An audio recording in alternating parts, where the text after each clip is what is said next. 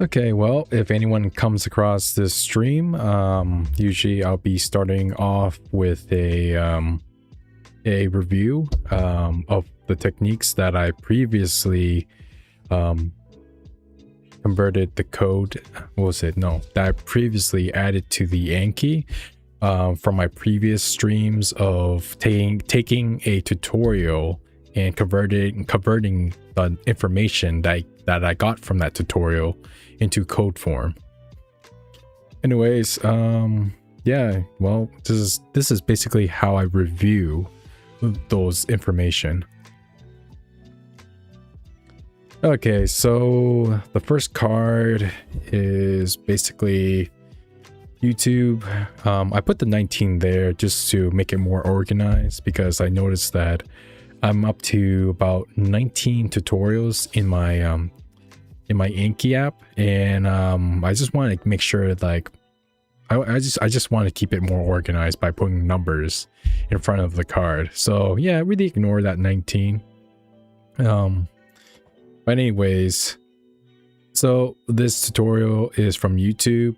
It's from BJJ Fanatics, and it's the video title is called Beat the Step Over by Craig Jones. Okay, so let's see.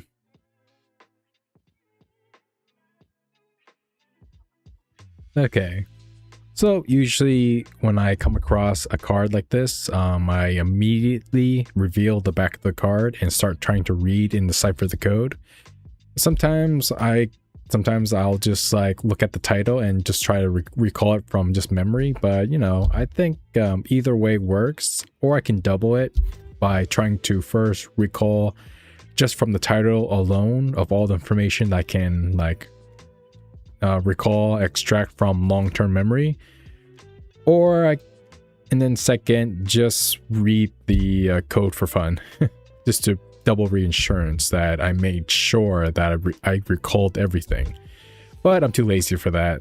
Yeah, I mean, usually what works for me is just revealing the back of the card and start trying to read and decipher the code, and that usually is enough for me to like hold the information long term.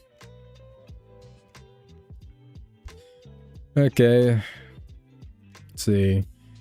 Beat the Step Over by Craig Jones. Okay, yeah, this is the card that I was having the most trouble with from last time. Let's see if I can effectively recall it. So situation 1, at this part of the video, at step 1, well, he's somewhere in half guard and he has his right foot planted to the ground. At this part of the video, at step 2, so I think he said something about being lazy on his foot, his left foot that's hooked on his partner's left foot. He's being lazy, and what's it? Let's make mistakes. And if that's the case, his partner can step over, go to side control, or step over and go straight to mount. So it's not a good situation to be in. Situation 2.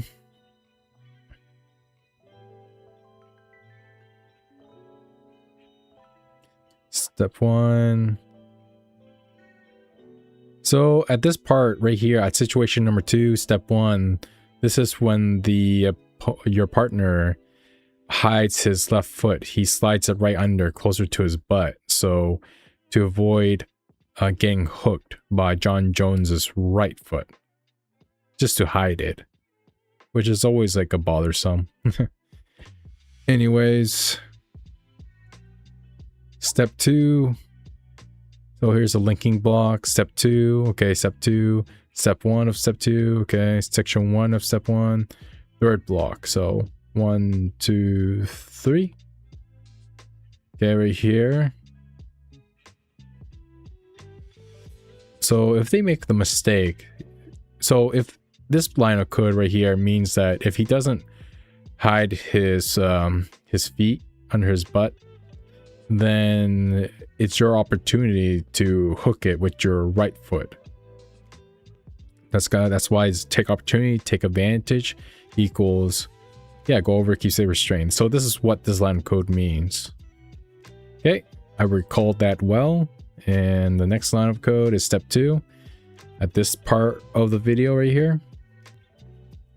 Step 2. So, okay, same thing. Take opportunity equals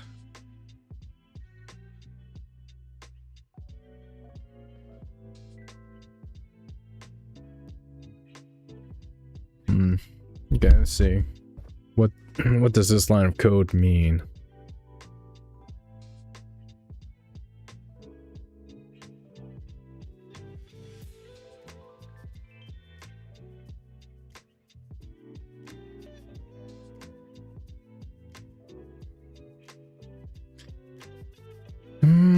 Let's see.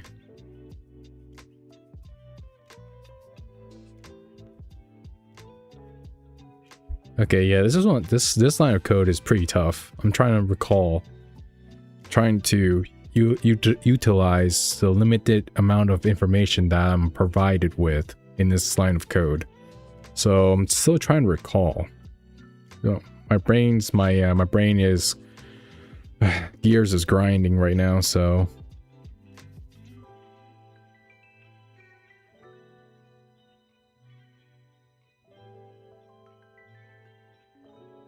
situation 1, step 1, section 1. Okay, 1, 2. Wait. Oh, okay. So this line of code means that, well, what happens, like,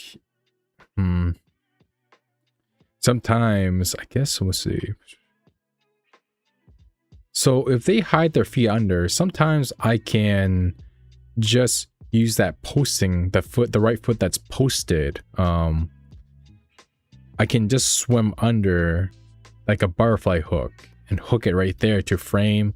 And this is going to take away, so if my opponent right here on this block right here, if he tries to do a step over back or, you know, move his leg around, all I need to do is just stay connected with his foot, right? With that butterfly hook. And it'll be harder for him to get himself untangled from that. Okay, situation number 3.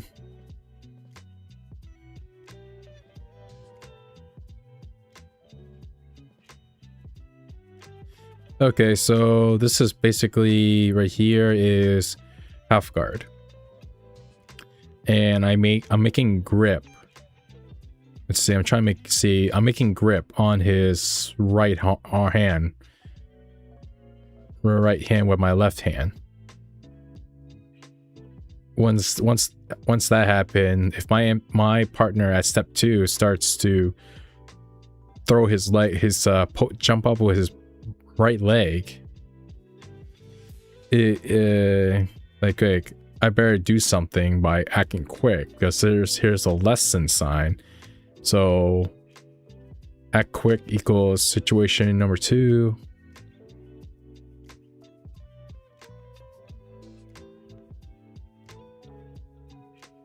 Keep contact, take away. Okay, so once my opponent posts his legs, that's my cue from there to what from here? Is it to unhook the left leg and post it and bring it down next to his left leg's heel? Is that where I'm blocking it? That's where I'm posting the spot right here. And I mean, or no. Okay, now I'm actually super confused. I might actually have to check to make sure if this line of code is right, if I'm recalling it correctly. But his opponent brings back to, so if my opponent from half guard brings his right knee down, this is gonna take opportunity equals step 3. This is my opportunity to Oh, okay, so yeah, from here, I'm gonna go over keep safe, and then I'm gonna have both of my hands on his left feet. I mean on his left no wait, on his right arm. So both of my hands are making grip on his right arm wrist. And from there, step 4, take opportunity, I'm gonna pull him toward, like, I'm gonna, what's it called? Pull him across from me. And he's gonna be in this vulnerable position where his back exposed, and I'm gonna take opportunity to transition to that side. And I'm gonna end up in this this position where I still sort of have a half guard, but my body is literally on the right side of his body, and I have one arm over to prevent him from rolling or going anywhere. Okay, so I think step 2 right here.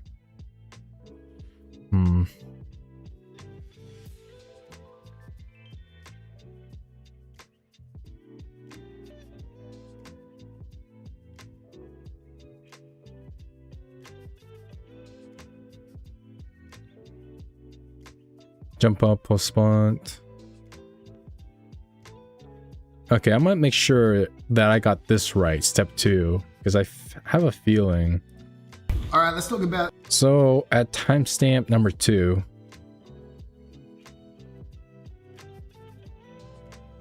Lift this leg up. I'll place my. Okay, yeah, so he did let go his left foot to plant it right here.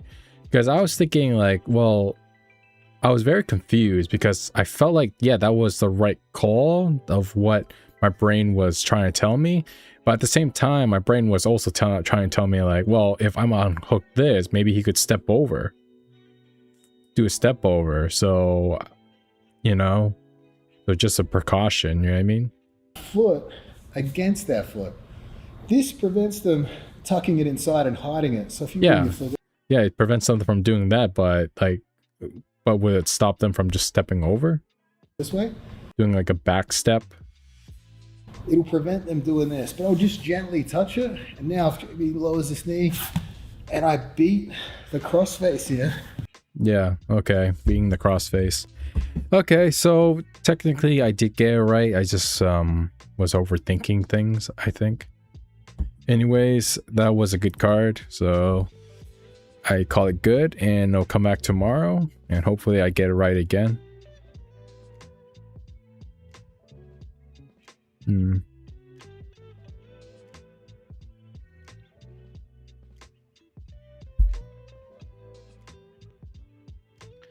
Okay, so next card is YouTube.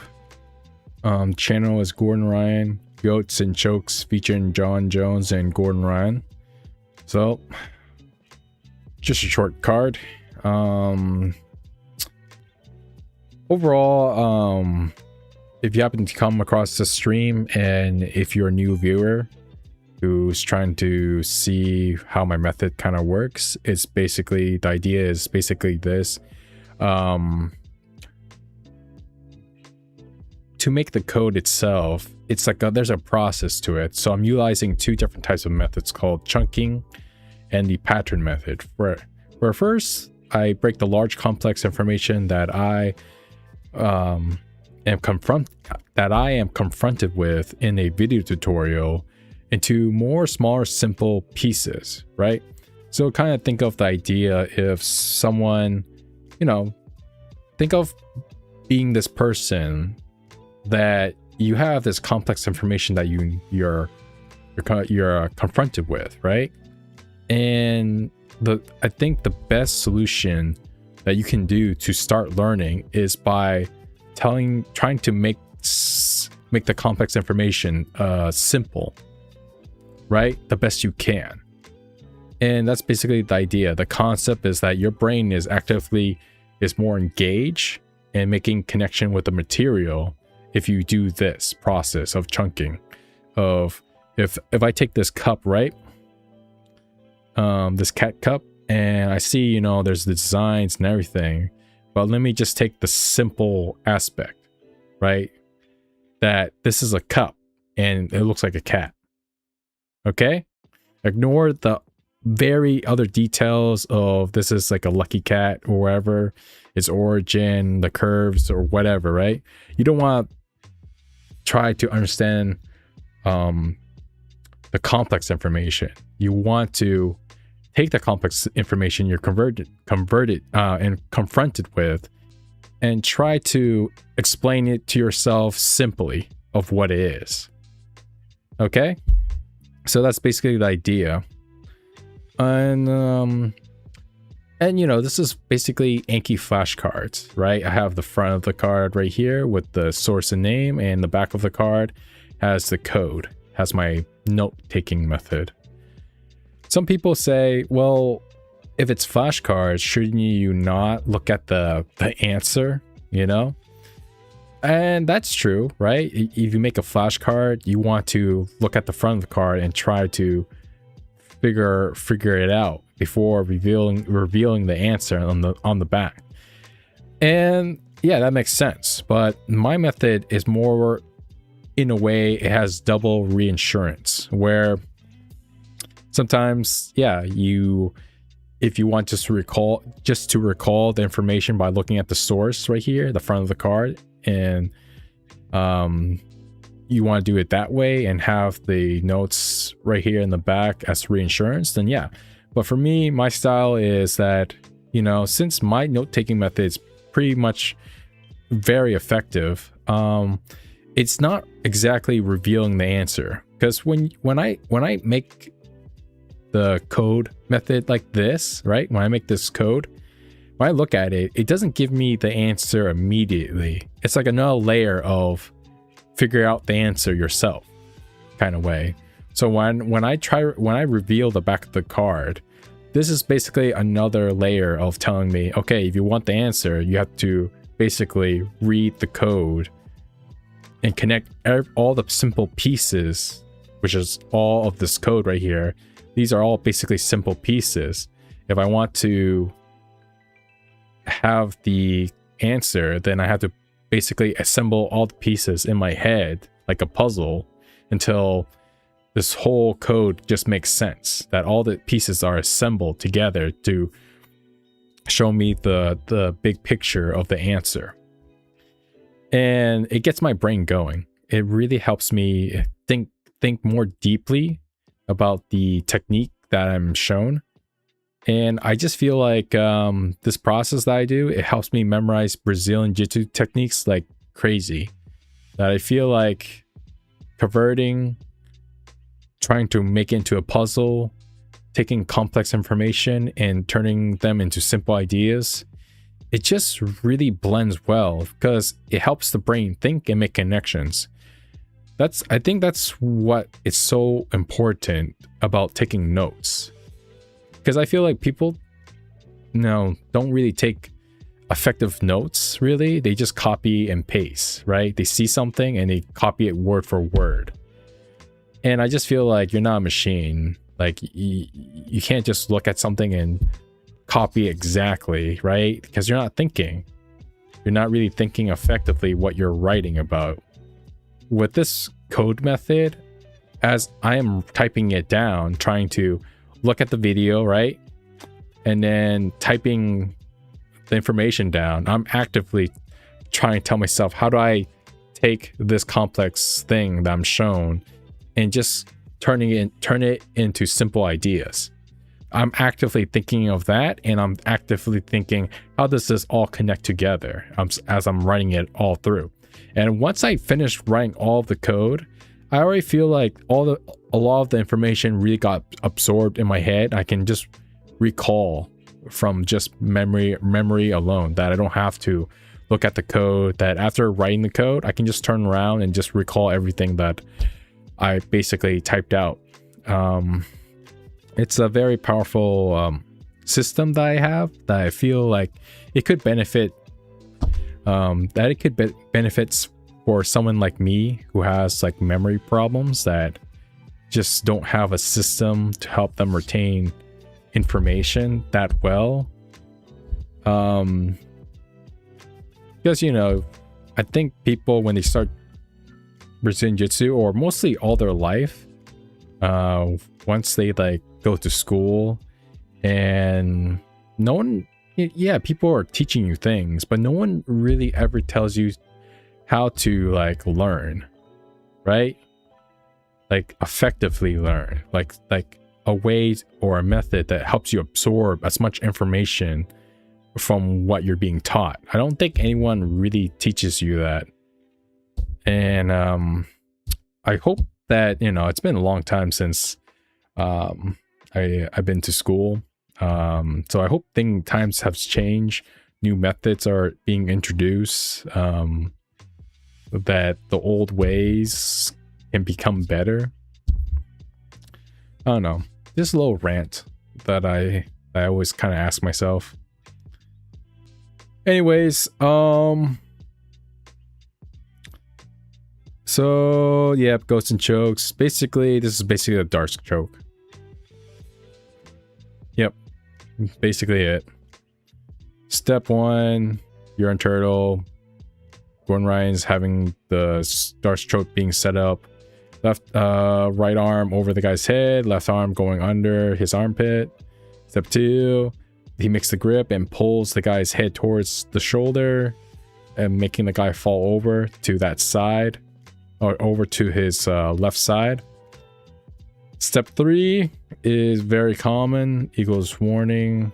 So this basically means that you need to add this little detail that could really give you a higher chance to execute the dark choke more effectively, which is placing your ear on the behind the guy's back, preventing him from laying down flat on his back. Because once he lays down flat on his back, before you can make your full grips to execute the darts, you basically lost the darts, right? He needs to be on his side. Step 4 is take opportunity, translate. So basically, once you got your ear placed on the guy's back, preventing him from laying on his back, you're gonna shoot your left arm more deeper in to lock it, to do a figure 4 with your arms, and then take opportunity. So at step 4, you're gonna lift up, bring your right hand up to the guy's shoulder as high as you can. And from here, step 6 is the idea is your feet can be anywhere, right? It can be over the guy, it can be hooking one of his legs to help give you more leverage to pull. But the main idea is make sure once you get everything nice and locked in with your arms, it's time to bring your left hand, like feel like pulling your left hand back, and that should really kind of start to choke. And that's how you are going to submit. That's how you are going to submit them. Anyways, that's good. Okay, so I don't know. I think so I'm gonna do my breakdown, right? On this video called Smash Pass by Craig Jones, set up with leg lock. So I'm gonna be demonstrating my method and how I break this complex information that I'm confronted with in this tutorial.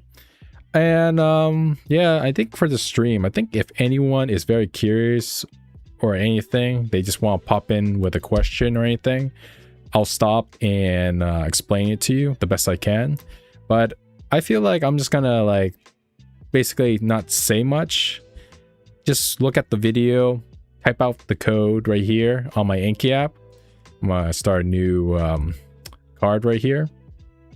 So again, I'm just gonna type out the code, and if anyone ever comes across this video and want me to explain this part more, then I will explain it at the moment if you happen to be watching now, or if you happen to be watching this stream happen to watch a stream that will become a video later on after it's done streaming. So I'm just gonna, well, hold on. My brain's having a fart right now.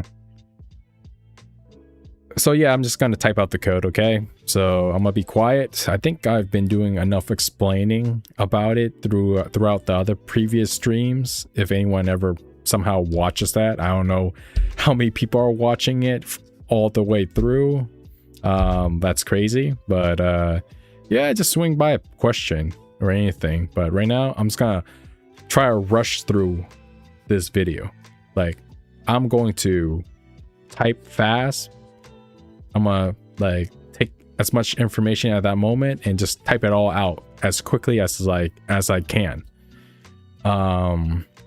Because usually these breakdowns that I do, they aren't usually that long. And the reason is that I'm talking. I'm trying to explain what I'm doing while I'm doing it, and that takes a lot of energy and a lot of time, right? So I'm gonna show you basically how it usually is for me when I yeah, how long does it really take for me to turn this video into code form. Okay, so before I start rambling more and more, let's start writing the title. So I think this is the 20th video that I am doing. So dash, oh, hold on. So YouTube. Also, if you're trying to figure out what I'm doing as I'm breaking everything down, if you're trying to figure out my code method, my code note-taking method, I have a shared link at the bottom of this this video, this stream, that it is a Google Drive that you guys can click the link and it will have all the glossary, all the instructions, and all the definitions of the symbols that I'm using, which is the plus, equals, dashes, parentheses. It'll explain why I'm typing those out in my code method. Also, the glossary contains all of the blocks, the abbreviations that I use, which is basically if you see like a block that has BB, that means bring back. If you see a block that says that has AQ, that means act quick. So these blocks are basically abbreviations that convey movement, imagination, signifiers, and any ideas I can use to relate and turn complex information into simple ideas. So if you guys want to do your own self-study as well on like the previous cards that I've made, they're all there in the link, in the shared link. So you guys can open them up and just study it while using the glossary and the instructions. So the channel is BJJ Fanatics. That is the channel's name. And Smash Pass by Craig Jones. Okay, Smash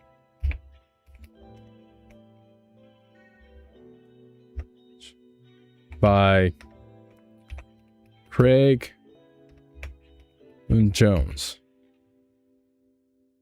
Okay, in parentheses, set up with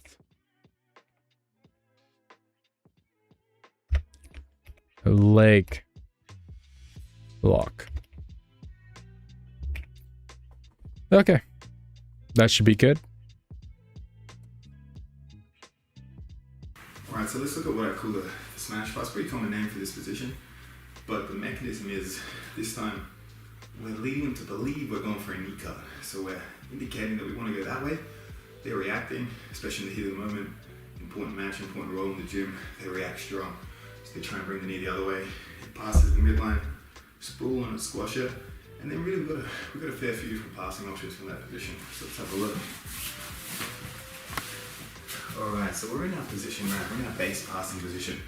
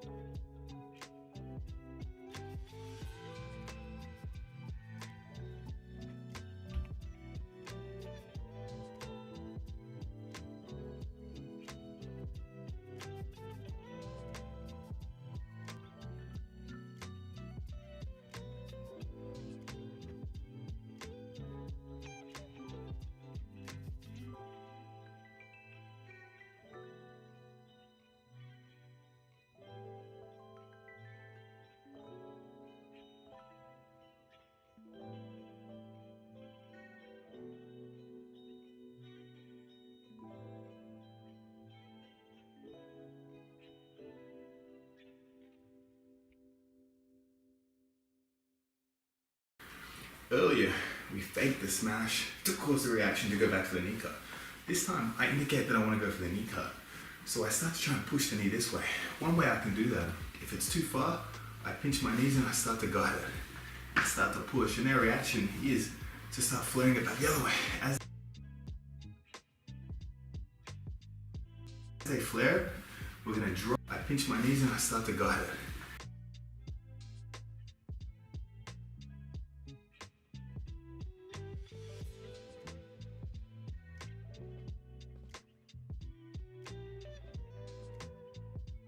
Start to push, and their reaction is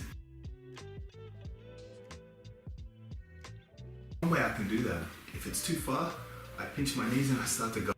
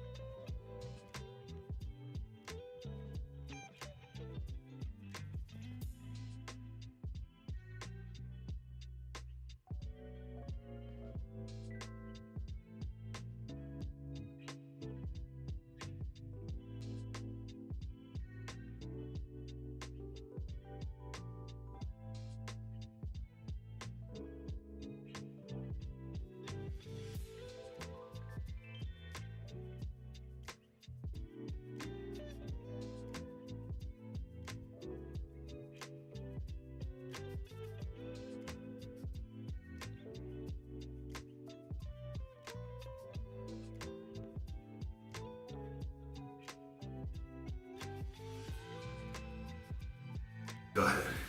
Start to push, and their reaction is to start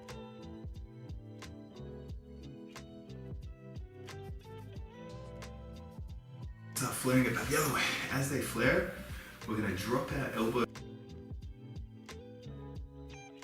to start flaring it back the other way. As they flare, we're gonna drop our elbow to the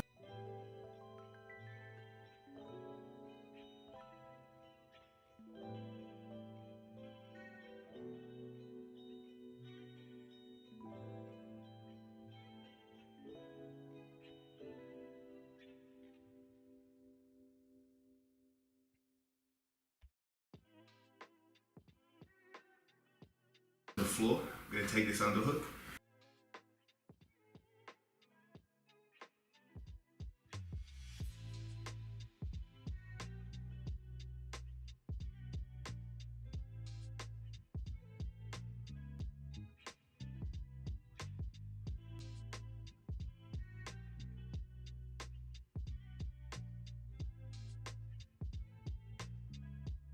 We're gonna sprawl. We're gonna turn our hips slightly.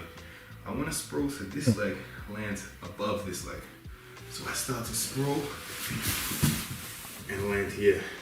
I want to sprawl so this leg lands above this leg. So I start to sprawl.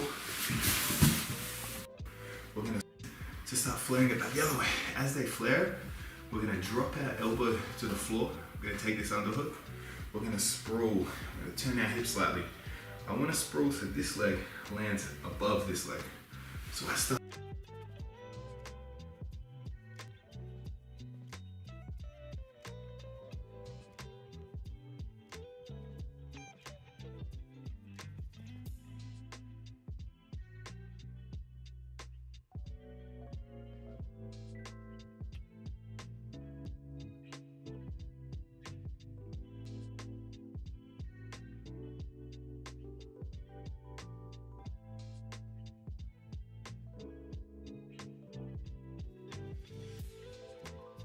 Start to sprawl.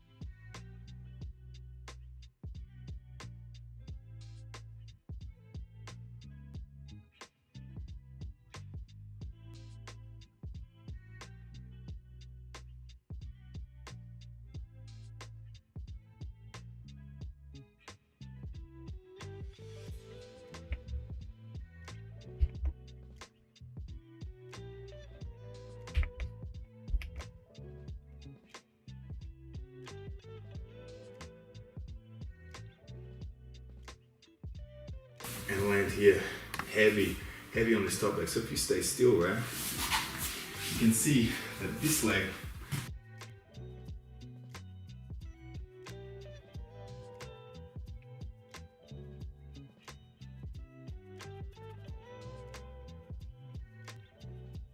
is above this leg. If we land in reverse, good chance they get half guard. Easier for them to move, easy for plant the toes and move. We want to land here and all our weight right into that leg. That's key. You can see that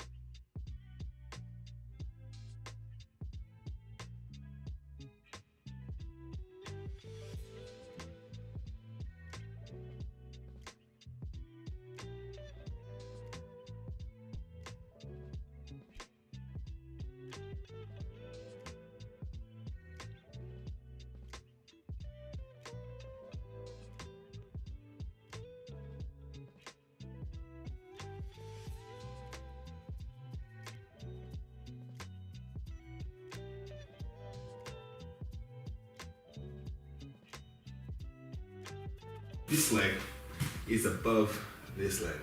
If we land in reverse, good chance they get half guard.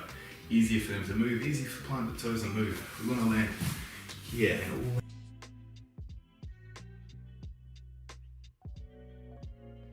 all our weight right into that leg. That's key. That's going to take a lot of drilling if you're new to this position, but it's the way we glide our hips. We've got to turn our knees to the direction we want to go, and we want to sprawl low and wide. And when we sprawl, we're going to slide out.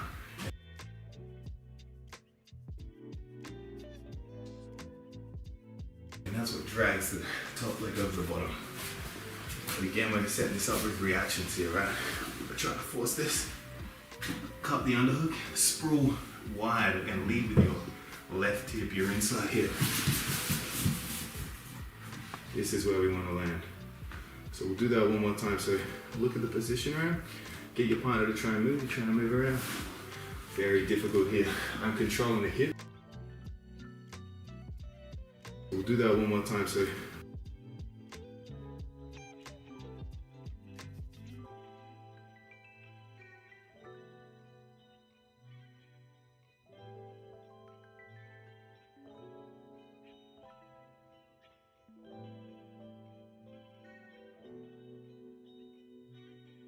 look at the position around.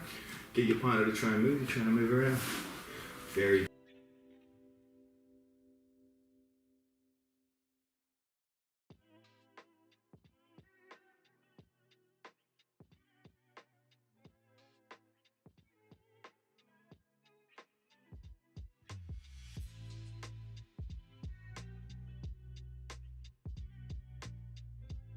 Difficult here. I'm controlling the hips so they can't make space, and I'm heavy here so they can't bring that leg back into half guard. If I landed here, we're landing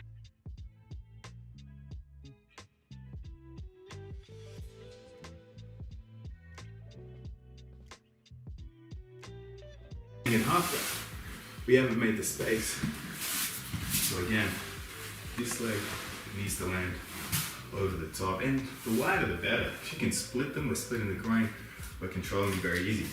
So let's look at it from a different angle. We're here, we're faking the knee cut, they pressure back, scroll. I keep scrolling until the leg comes over the top leg here. So this is where we want to land, and again, gonna take a lot of practice. It took me a lot of practice to work out how to do this pass. So let's look at how we can pass straight to mount. Best case scenario, right? Cup the hip. What I want to do is I want to reach for this arm, this inside arm, and I want to reach above the elbow for the tricep, right? I want to put this shoulder flat on the floor. So how do I do that? I do it by lifting inside and moving my body up. This is where we want, right? Cup the hip. What I want to do is I want to reach for this arm.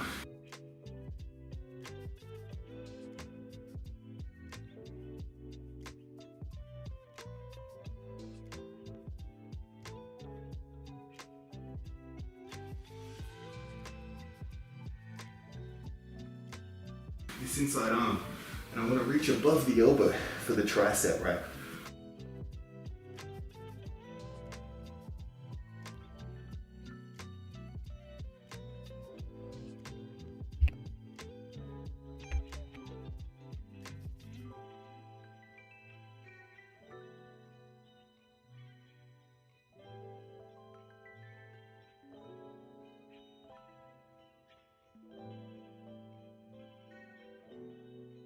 I want to put this shoulder flat on the floor.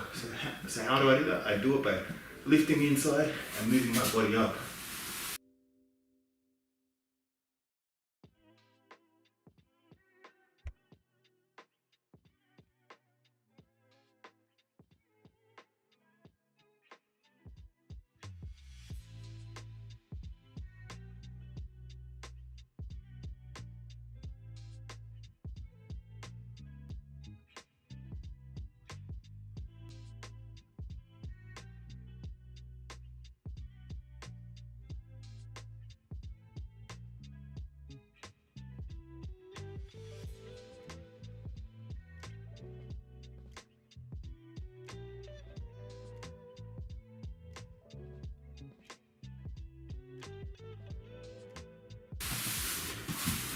This is where we want to land. We want to be heavy on this side, right? What we're going to do next is we're going to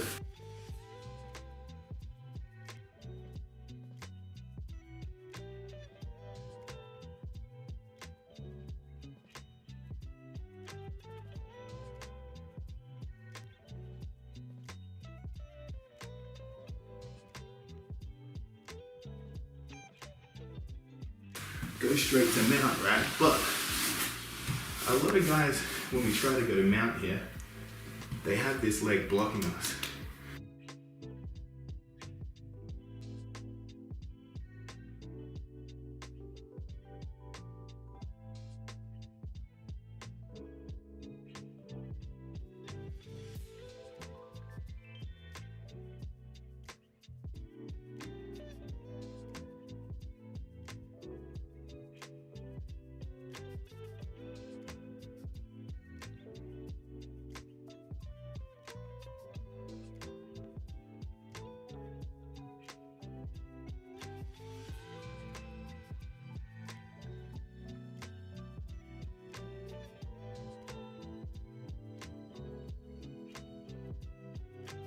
So I'm gonna go straight to mount, but this leg's in the way, right? So how do we get rid of it? If you stay still, they're blocking us from going to mount with this knee. We can't bring it straight to mount. So how do we get rid of it? We get rid of it by moving the other leg. The groin only has so much flexibility, so if we can move this lower leg, the bottom leg's gonna follow. or something that's going to tear in here, right? So if you look where we're at right now, we put them on their back. We're trying to bring this in, but you bring your knee to your chest.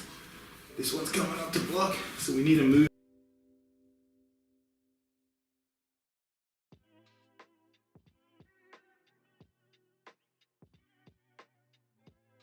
Hey, what's up, man? Welcome to the stream. Is it Yo 331? So let's see. So basically, what I'm doing, I'm taking this video right here, and I'm just breaking them down into basically abbreviations that I can understand. So like simple ideas. So if you're looking at this, for example, this tutorial, yeah, it looks complex. Like there's a lot of things going on. So what is, how should I explain this? So basically, I'm not trying to describe like, oh, you gotta bring the right arm and grab the back of his tricep. That's too descriptive, and you know, it can be like it just gives, it doesn't make you, how, man, that's a good question. Like I'm explaining it, I'm breaking this explanation into code form. So it's like, okay, I'm gonna go over, go under, keep safe, just kind of like that. It's just like very cryptic. And that's for me in a way to explain things more simply, that he's going over this guy's arm, going under, and he's keeping safe on the back of his tricep. And that's what these codes are. So you see go over, keep safe, pull towards, jump up, post spot, push away, make harder, go over, better position. So I'm taking information and then turning them into a puzzle.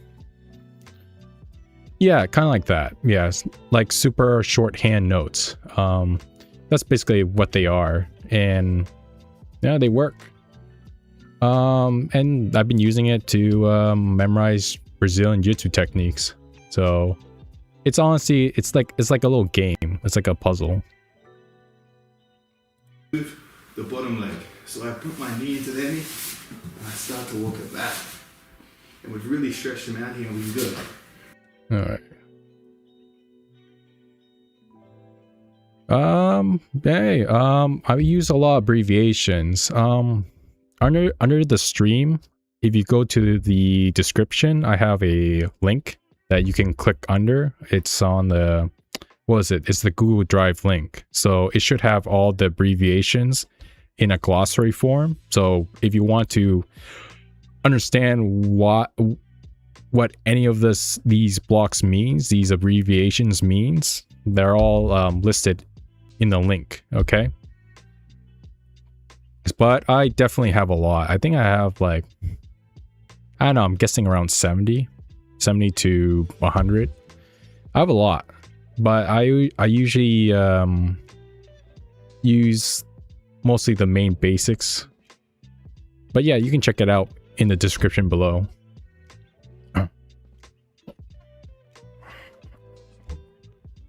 So we need to move the bottom leg. So I put my knee into their knee, and I start to walk it back. I guess in the beginning, when I first started kind of taking notes this way, I would often make like 1 or 2 a day, but I think I have enough so far where I kind of don't make any more. I think 70 or up to 100, I think. Rarely, maybe once every month, if there's like a tutorial that they're doing something that I feel like, oh, I should make like make a abbreviation to just give myself hints. But yeah, probably just like once a month at this point.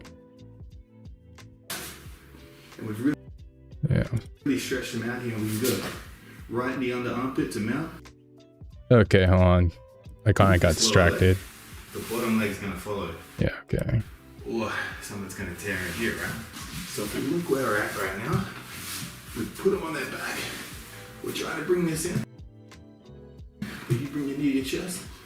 This one's coming up to block, so we need to move the bottom leg. Okay, that's where I was leaving off to.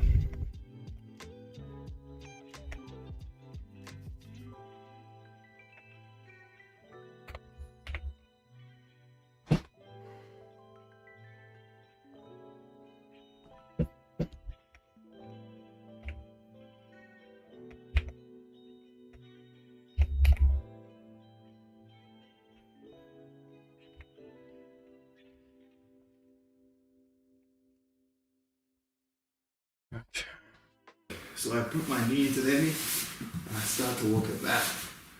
And we've really stretched them out here, and we can go right knee under armpit into their knee, and I start to walk it back. And we've really stretched them out here, and we can go right knee under armpit to mount. I stretch the shoulder and bring my left knee. Oh, okay. That makes sense.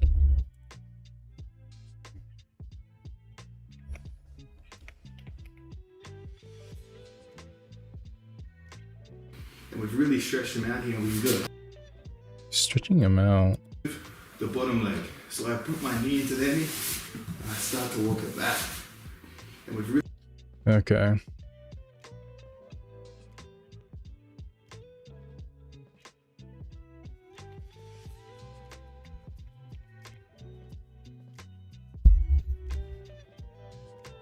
stretch them out here, and we can go right knee under armpit to mount.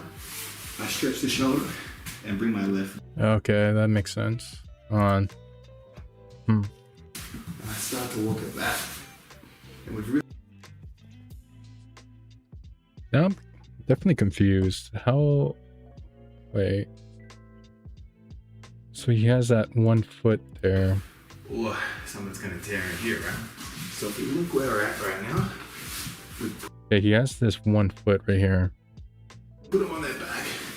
We're trying to bring this in, but you bring your knee to your chest. This one's coming up to block, so we need to move the bottom leg. So I put my Okay, yeah. Take advantages.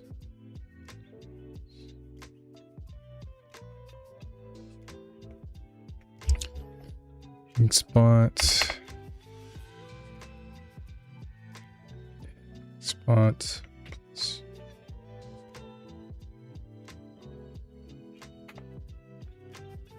So. but you bring your knee to your chest. This one's coming up to block, so we need to move 4-4.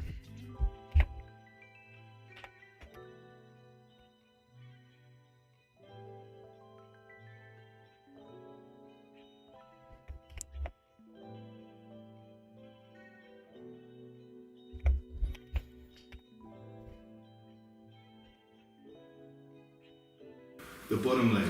So I put my knee into their knee, and I start to walk it back. And we've really stretched them out here, and we can go right knee under armpit.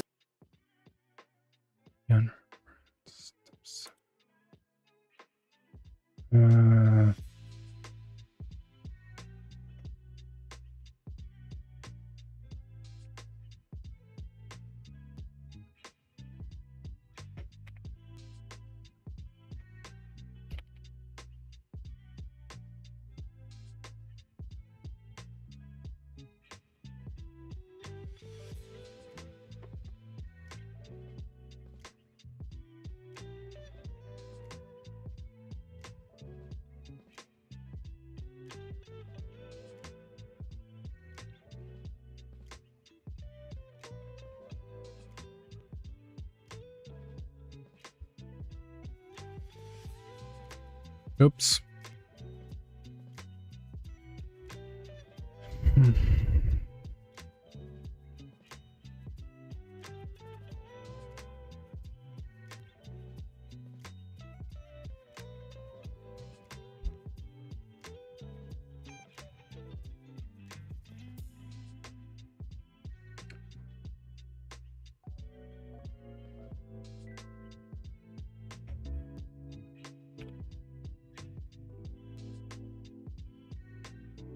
To mount, I stretch the shoulder and bring my leg.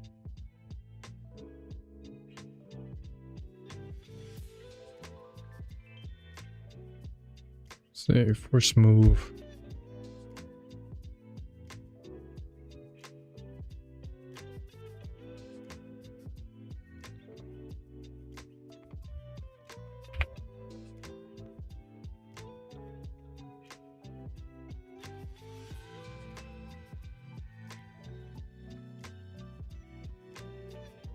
Please stretch them out here and we good.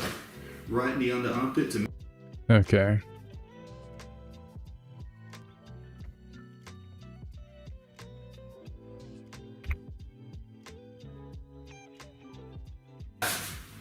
And we've really stretched them out here and we good.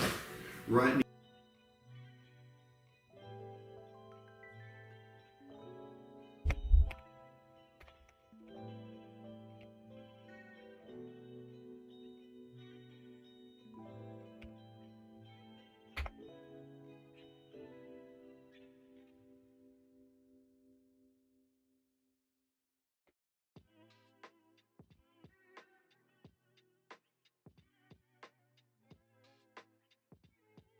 Knee under armpit to mount.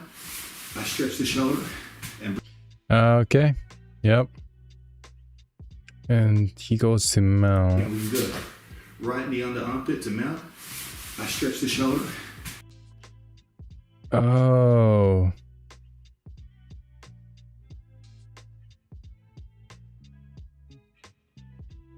Yeah, okay.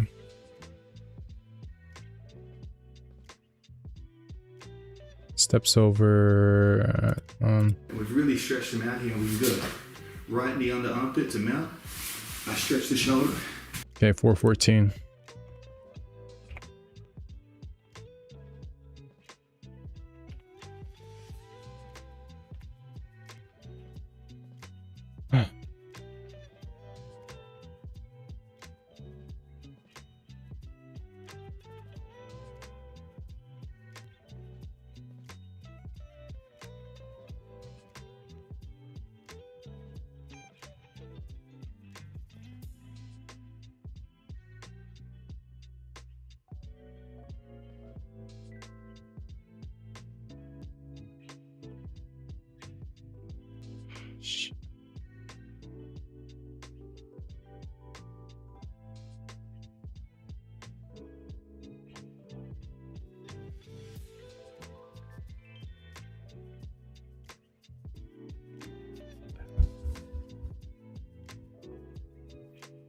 And bring my left knee under the other armpit to mount.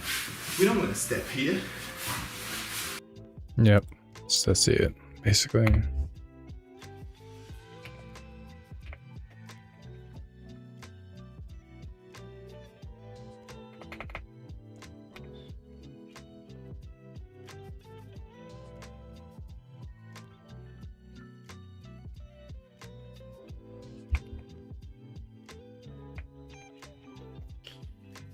Okay, I think that's pretty much it so far. Basically, mount. We don't want to step into mount low because that's really good for their escape. If we're already under the arm, step. Oh yeah, that's right. Go over, take opportunity, spot, plus important equals.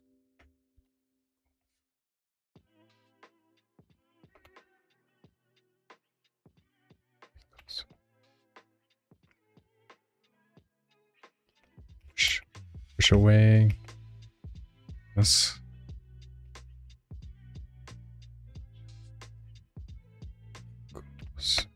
Space.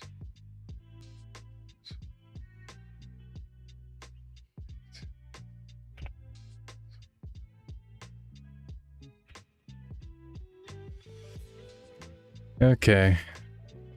As high as you can. The higher up the mount, the better our attacks are from that. So look at that one more time. So again, we. Okay, I think that's pretty much it for this. You literally jump, and I control this knee. I pull this knee towards me and use my head to control this shoulder. to get the pin, get the 3 seconds, score the points. If I don't do that, they roll straight away. And then we're battling for the back. Ordinarily, that might be a good thing, they're exposing the back. But maybe we did this past times of the essence. We want to get the pin, we want to score our points. They're always going to roll away anyway, even if you score the points. So sometimes it's good, count the 3 out, let them roll away, and then have a shot at the back. And we have the luxury of being up on points there. Again, we'll try to bring it inside. Okay, I think that's pretty much it. Going to add this. Okay, let's see. Yeah, it should be basically all in my head. Let me see if I can recall all of it. So he starts off as what?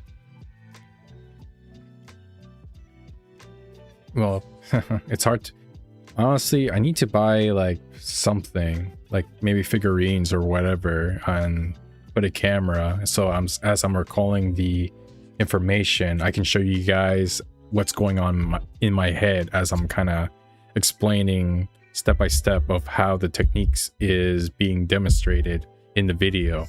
But for now, it's just like, it's hard to really explain this.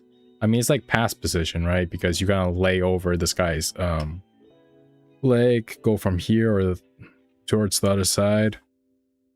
Oh man, my brain's farting really bad. But anyways, yeah, maybe I'll just add a something a little extra just to demonstrate from how I am recalling from memory.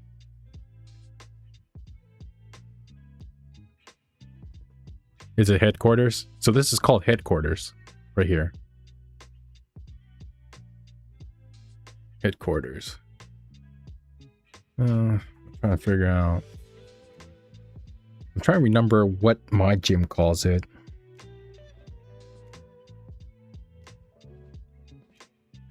Yeah, I can't remember. Okay. Hey, thanks for letting me know. Okay. So this is called headquarters. Headquarters. Trying to remember. Oh no. Hey, what belt level are you? By the way.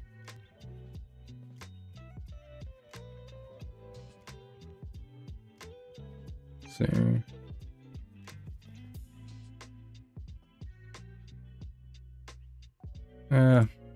Okay, how about I'll just hold on. Wait, he had a leg lock from here?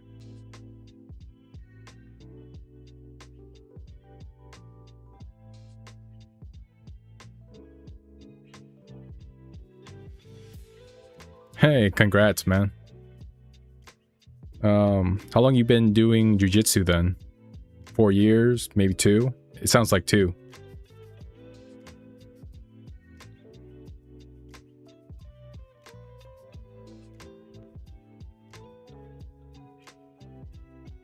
Yeah, I don't set up with leg lock. Oh, okay, he's setting. Yeah, I don't. Nope. 2 years. Nice.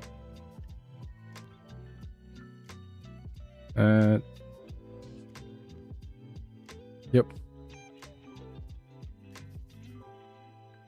Does your school, like, how do you earn your blue belt? Does your school do like a test, or do they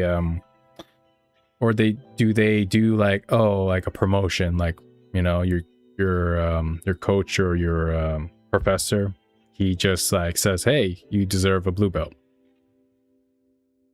like he kind of deems you worthy?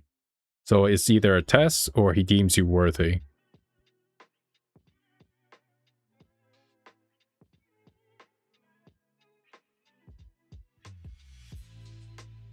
Okay, I'm just gonna try to recall this this card right now.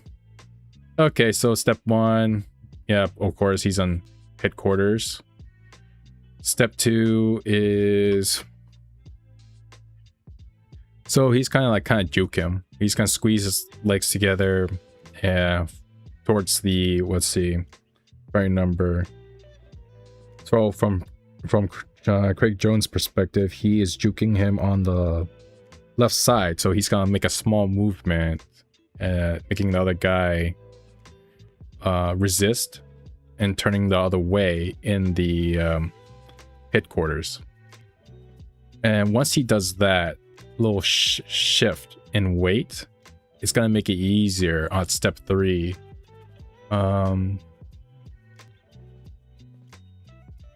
So right here on this one, it's gonna make it easier for you to go to that side on the headquarters.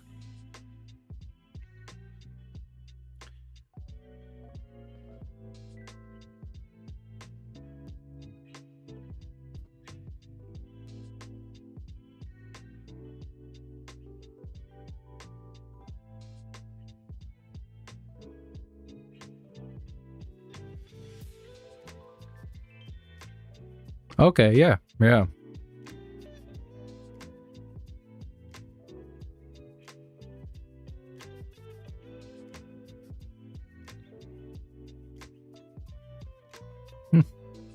Okay. I see that. I see the process.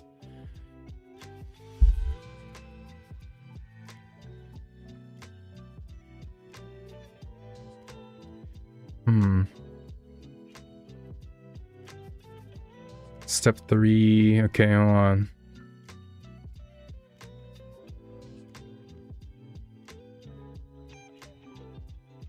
Step 4 is take opportunity, go low. Okay, go on and keep saying takeaway. Okay, so step 4 is basically, if I'm trying to recall, base and letting you know if you're watching this, basically these are just abbreviations. Are basically, they're not too descriptive. So if you ever play that game where you hold up a just imagine if you're holding up a word or picture and has a Brazilian Jiu-Jitsu called Kimura from side mount. The idea is basically how would you describe it to yourself without being too obvious or descriptive? Because that's basically what this note code is. Hopefully that makes sense, but it's basically I'm writing this cryptic message to myself, and I'm relying myself in the future as I'm using this software app, Spaced Repetition, to help me, like, hey, you know, can you figure what the fuck I just wrote? So that's the whole point of this code method, is to make my future self figure out why I wrote, and if I can figure out why I wrote accurately enough in the future, then yeah, it means I'm recalling the memory. Yeah, sorry, it took me a while to kind of like explain to you the best I can, because you said to me on the message right here, explain it to me like I'm 5. I'm just like, it just kind of threw me off for a second because it's been a long day. Okay. And in order to get promoted, my coach seems to place emphasis on regularly attending the fundamental classes. Yeah, no, your coach is right.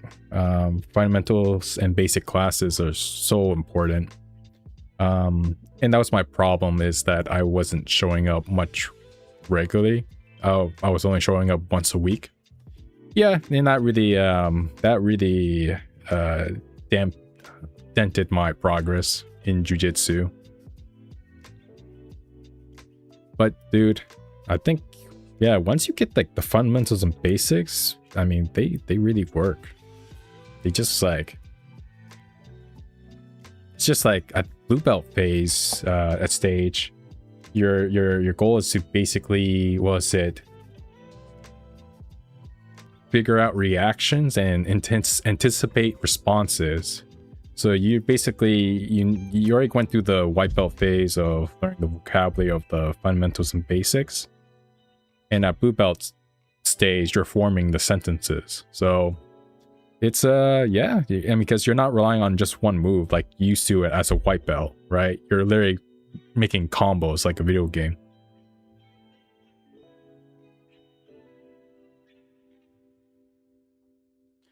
So how often do you train? Is it like 5 times a week or 4 times a week? Let me see.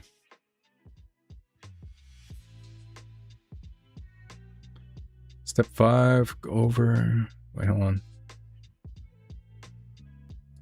Okay, so yeah, as I'm juking the guy, he's exposing to his left side. That means I'm going to sprawl. Oh no, hold on.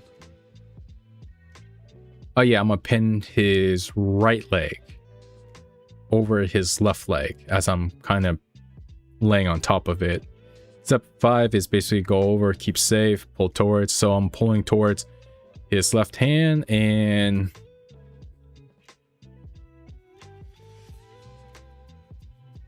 jump up, push, pull spot, push away. Okay, I'm basically hold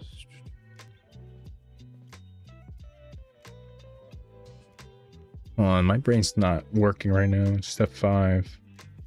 Go over, keep safe, pull towards. I'm pulling on his left hand.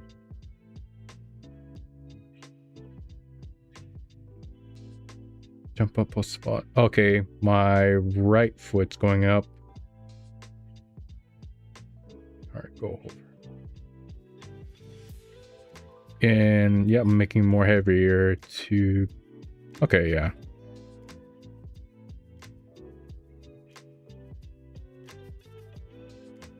So step 6 is basically his right foot is still hooked onto my left foot. He's in this weird what's it? This position where his whole body is facing one side and his legs facing the other side. Step 7, transition, force move. And then from step 7, I'm going to move my left foot like to the left side. And from there, I should...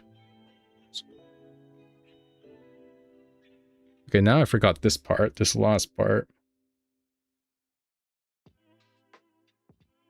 Yeah, now I can't remember.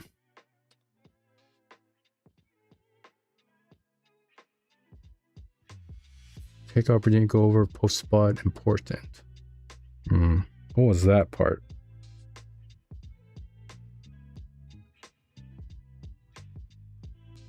Oh, okay, so I think I'm bringing my left elbow up higher. Yeah, okay, now I remember. So I'm spreading his arm up higher as I'm going up and going to mount. So I'm literally raising up his what was it? His right arm up to his head. And this lets me go up to... Yep. Okay, yeah. It's mount. Okay, so I'm gonna call that card good.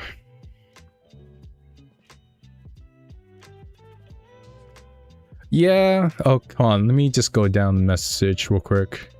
Because I was looking at your... Oh, hold on. Okay. Okay, welcome, Dorothy Slippers. Welcome to the stream. I'll get to your comment in a second. Hold on.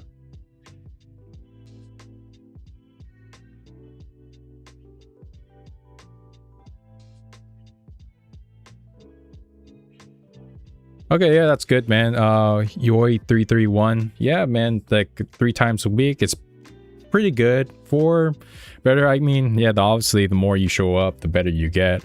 I honestly wish that back then, if I wasn't lazy as shit, I would definitely show up as much as I can. And honestly, and just do what's right of putting in the work and really narrowing, like solidifying those fundamentals and basics down. Because, you know, even at the high levels, if you watch like UFC fights or anything like that, I mean, really, like most guys, they use the fundamentals and basics mostly. You don't really see anyone doing fancy moves or anything like that, like fancy techniques that you see on Instagram. You don't see that. It's rare. I mean, hey, it's cool if it happens, but most of the time people are sticking with the fundamentals and basics because those techniques are really like, they have a high chance of working. And yeah, man, just from there, I mean, yeah, blue belt, you probably know all of them. And yeah, just keep drilling them and mastering them. And try to stay away from the down the rabbit hole of cool shit that you see on Instagram. Trust me, I went down that rabbit hole. And yeah, it was fun for a while, but honestly, it screwed me over. Okay, Dorothy. So let me get your comment. So I've been watching your videos, but can't for the life of me figure out your notation system. Okay, thanks for watching my videos. Yeah, I don't blame you. It is a little confusing to understand. So here, I'll tell you basically like the basics, okay? So how should I start? I'll just show you like a segment of how you should kind of like start as, because it's like, it does seem complicated, and I don't blame you.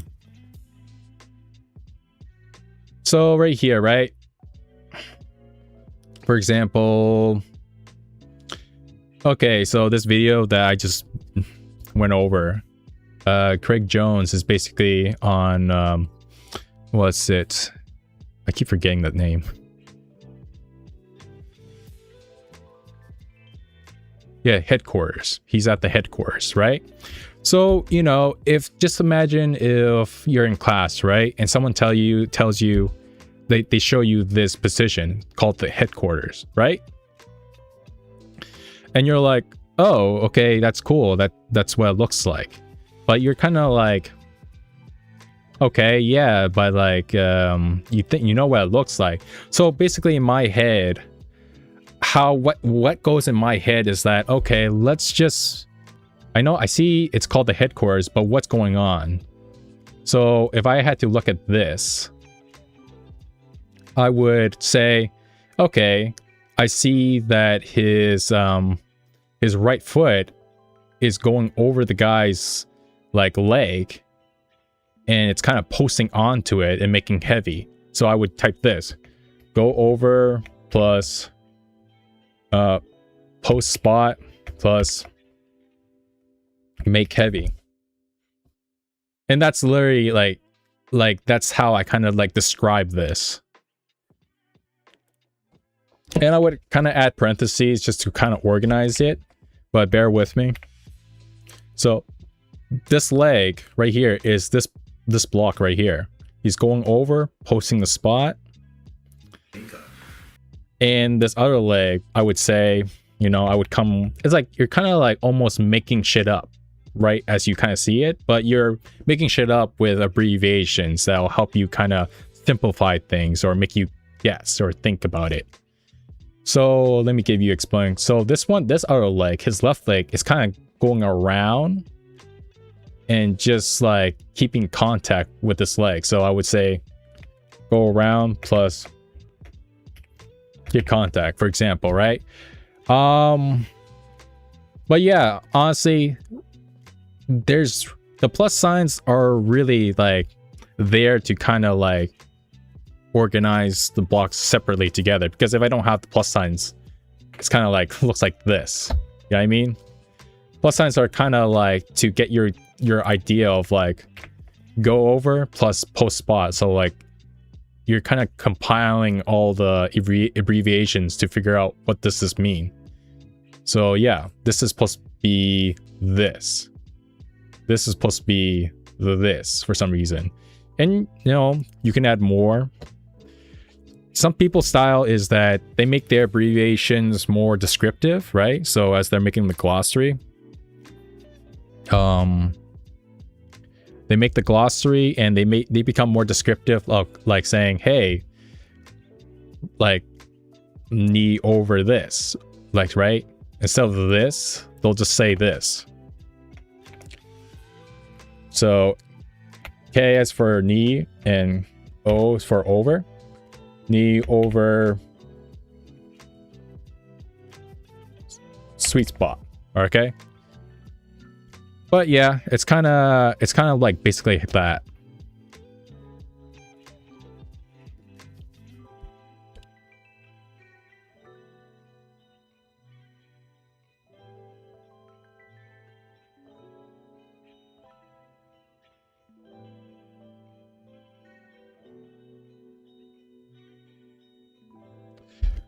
Oh, let me see. Okay, Yoi331. So how do you know, reading it back, that the parentheses are the legs? The thing is that, let me reveal the card real quick. The thing is like when you're looking at a block, right? You're actively kind of thinking about like, what does it mean? So sometimes you don't know if that's this block. Hold on, let me see. Let me give you a better example. I'm gonna discard this. So let me find that card again. Okay. Okay, here it is.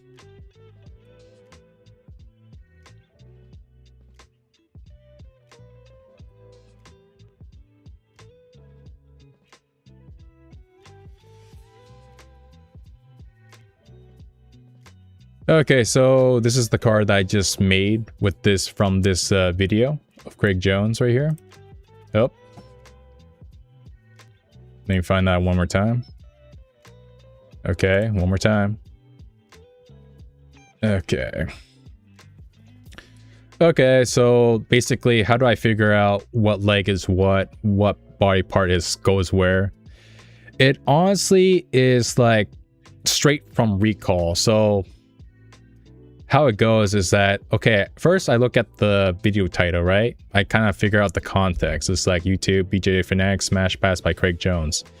So I look at this code right here, right? You're like, okay, where the fuck, like, where the fuck this, it says the right leg posts over this leg.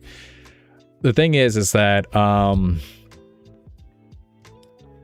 I would have to tell you that it's basically, you have to look at the code, and the more specific you are by adding more abbreviations probably would help you figure it out. For me, I guess I've been like so used to the idea of less is better that my notes to me as I'm making it, I feel like as I'm seeing the information being displayed in this video tutorial right here, as I'm writing the code, I'm kind of like actively already kind of absorbing the information well. So when I look at this code, I feel like my brain just remembers it. Like that I gave enough hints looking at this abbreviation that somehow my brain just figures the code out. To me, this is enough information that it kind of activates my brain's recollection of what it is. But sometimes people would add more to it, right? The more descriptive you are. Yeah. I don't know. It's just that this is enough information for my brain to recall the information. It's kind of, that's how I can explain it.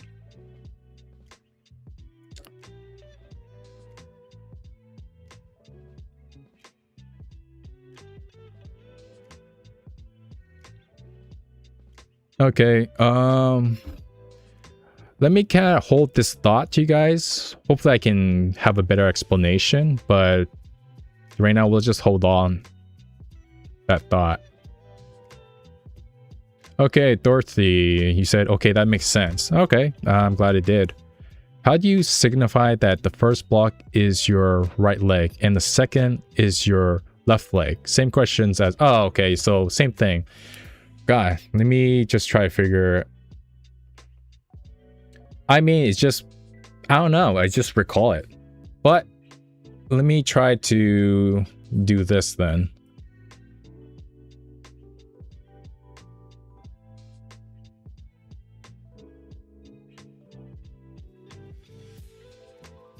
So sometimes if you're trying to make these blocks, right? You know how I gave you the example of, oh, go over, keep safe, hold towards.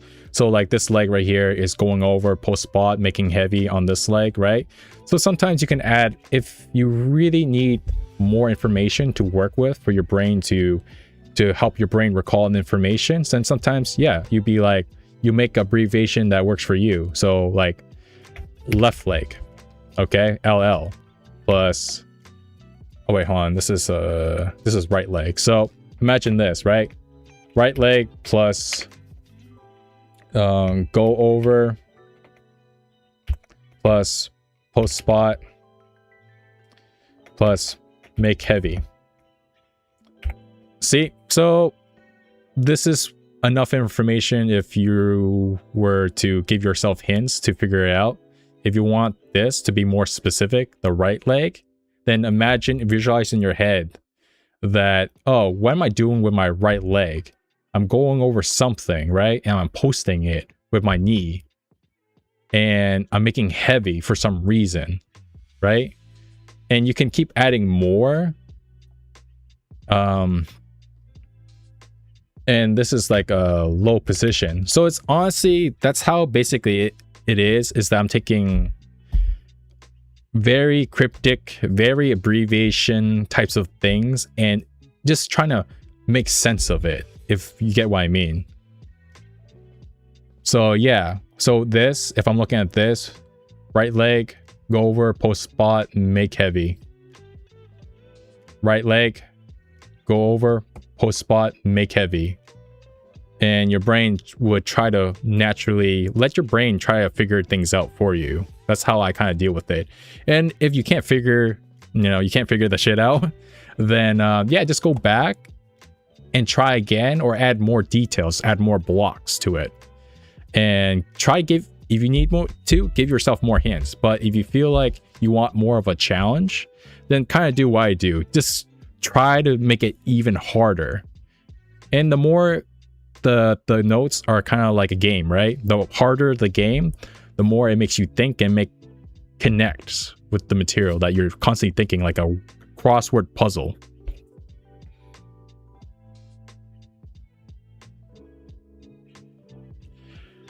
Yeah, okay, hold on, let me get your question. Dorothy Slippers.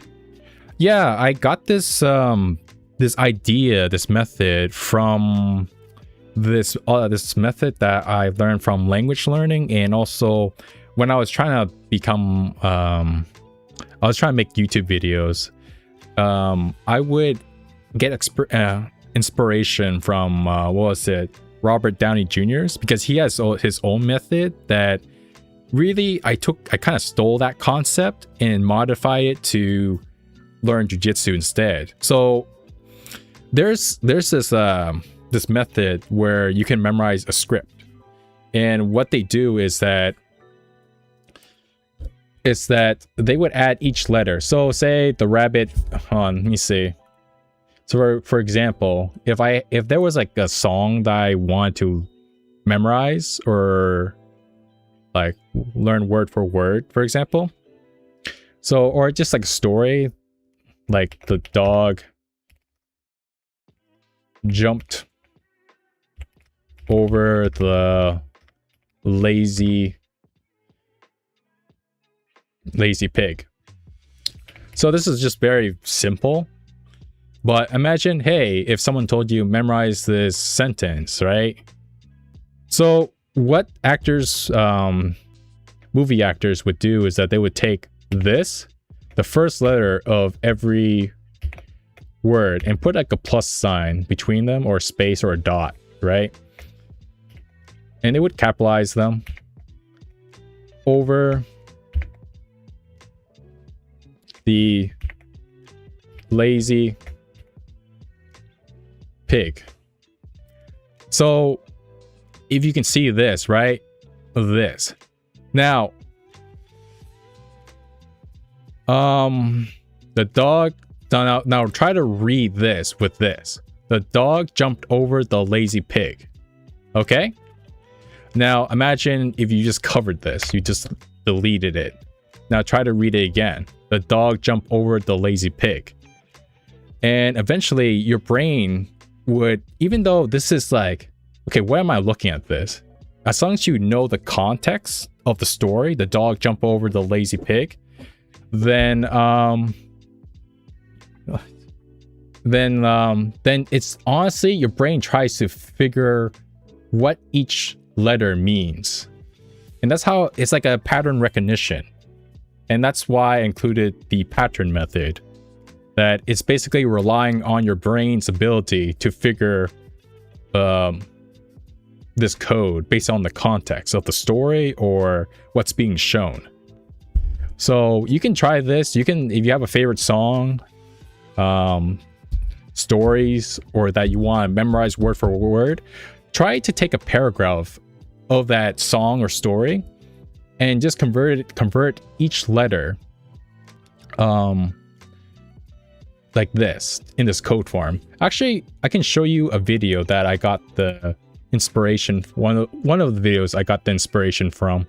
So I'm gonna type on YouTube, okay?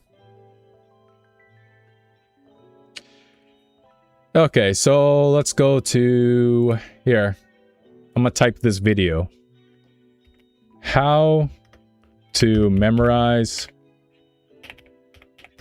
lines for acting, okay?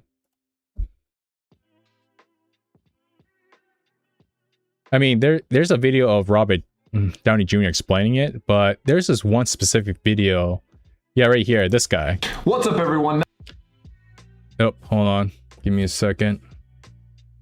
Video is all messed up. Okay, hold on.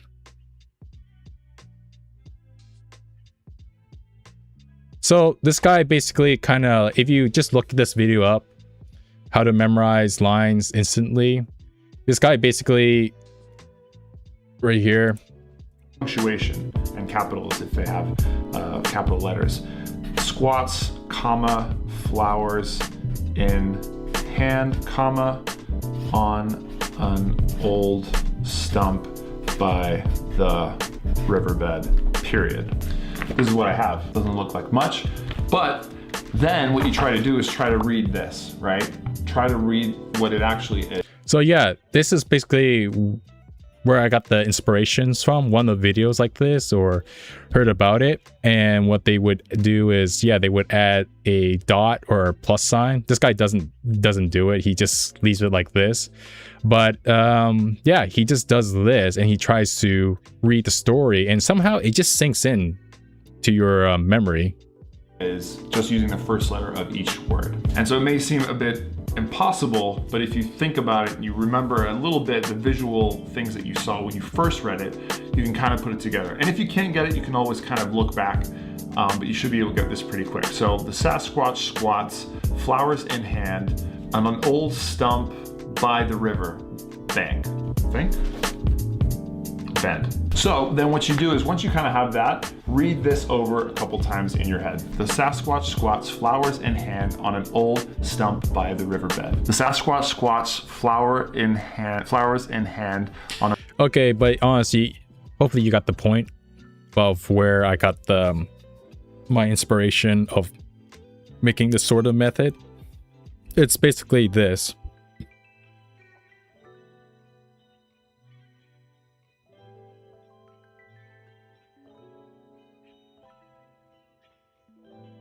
Hey, Tears XO, welcome to the stream. Hey, let me know what's frying you. I know if you're talking about my method, then yeah, it might seem complex to look at and complicated. I'm trying my best to explain it as simply as I can. And yeah, I won't get you, but yeah, I think maybe I'll really try to figure out the best I can to start off really, really simple, right? So like really down to the core of, okay, starting off basically, right? No linking blocks, no parentheses, just like the core of basic, just to start off. But it's honestly very like simple. It's just basically writing something and it's like your own interpretation.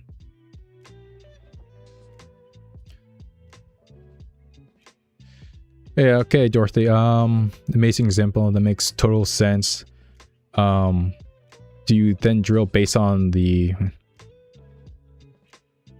doing each word movement of your body with a partner shot? Yep, exactly. So yeah, you're right, Dorothy. That's basically what I'm doing, is that once I kind of memorize the once I use this method to help me memorize the knowledge, get it inside my head, the last step is, of course, you need something called kinesthetic learning, which is basically learning through things through movement and physical hands-on practice. So I could memorize a bunch of shit on the internet, like Brazilian Jiu-Jitsu techniques, but it's not going to do any better if I don't put them to practice, actual physical practice. So yeah, I do drilling, I do situational drilling, I roll with my partners to try to test it out.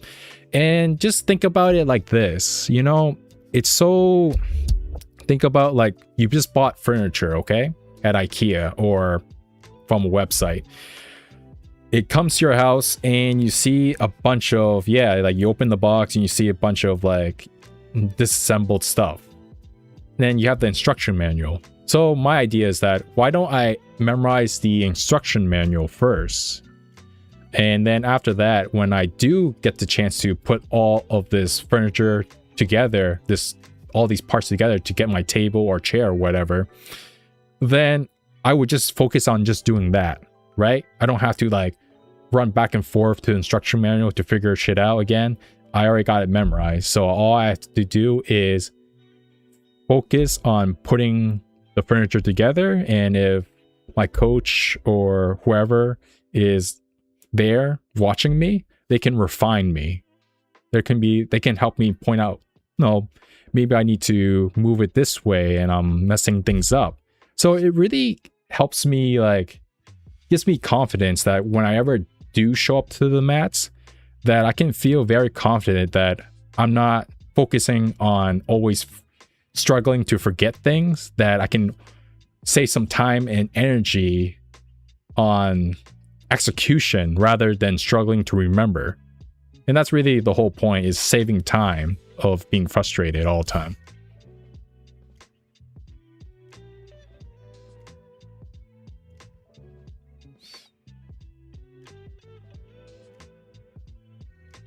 Here's and here's Robert Downey Jr. Of how he explains this method of memorizing by giving basically just letters.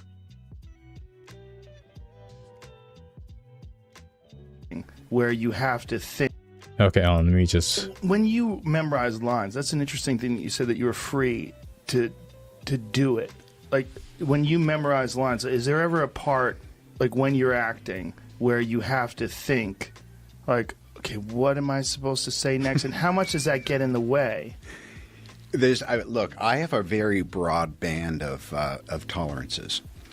I don't care if the people I'm with happen to not know what they're doing or don't know their lines or stepping on my lines or whatever, or want to change their lines and my lines. And it's always a different thing. It's like reading the room. It's like, you know, if I was a fighter, you go into the octagon and they go, you ready? You ready? And you go, and then you just do it. You go in. But so I've had it where I would try to be off book before everyone else. I would get it down to an acronym. Yep, so he would get it down to an acronym, which is basically those letters, taking each first letter of each word on his script. So if there was 1,000 words I had to remember, I would just remember the first letter of each. Yep, remember the first letter of each. And I would put it on a piece of poster board, and then I would stand away from it.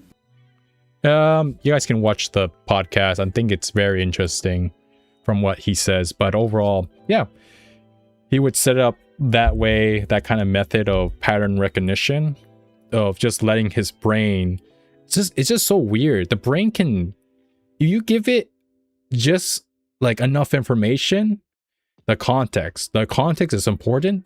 The rest, your brain can just figure out just by through the pieces that you provide.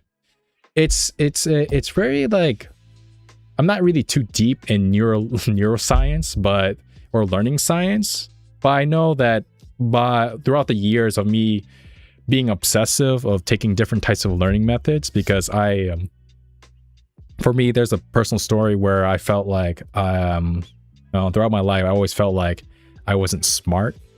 I always feel like maybe if there was ways to make myself smarter, maybe that there's methods out there, learning methods that I could utilize that'll help me build more confidence in myself. And that's why I went down this rabbit hole of learning methods. And it just inspired me to make this method for jiu-jitsu. So that's where I kind of basically got my inspiration from, kind of took that concept and made it for jiu-jitsu. So I feel like if you guys can check out and try this method on your own, maybe you'll get a better sense of how my method works.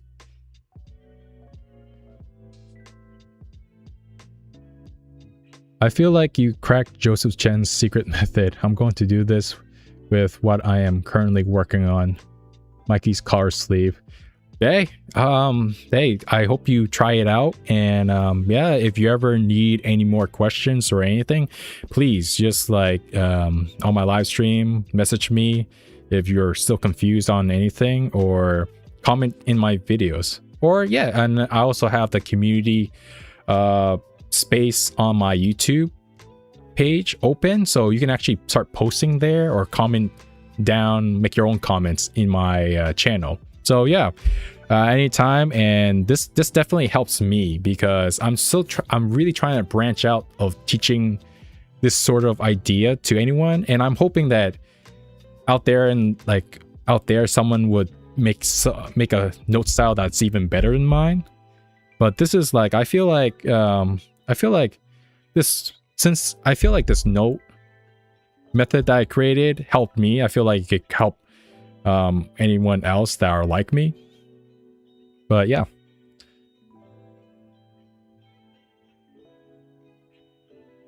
Oh man. Okay, hold on. My brain's just, it's been a long day. I gotta work. And yeah, it's just like, hey, I'm trying to squeeze as much lemon out of that lemon that's been squeezed so many times already. So I'm trying to like, try not to slur my words too much. I'm going overdrive right now. Dorothy Slipper. So Dorothy, yeah, I'm hoping I'm pronouncing that right. But hey, how long you been training jiu-jitsu? What belt are you?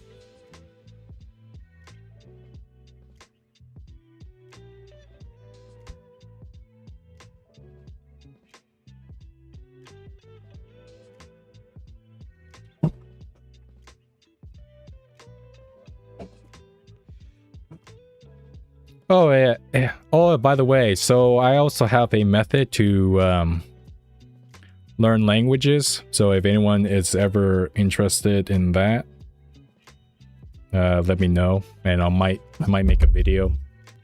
It's pretty easy. I kind of discovered this type of method. Honestly, I think I come across a video of someone explaining it, but then they pulled down the video, and I can't find the video anymore. But it's like, it's not something I created, but I remembered it, that they use mnemonics. They use mnemonics, and this method basically really works. It involves imagery and storytelling and spaced repetition, which is this Anki app. And I feel like if I showed you guys can definitely memorize 10 words a day with it. It's an amazing method. I used it to learn Vietnamese.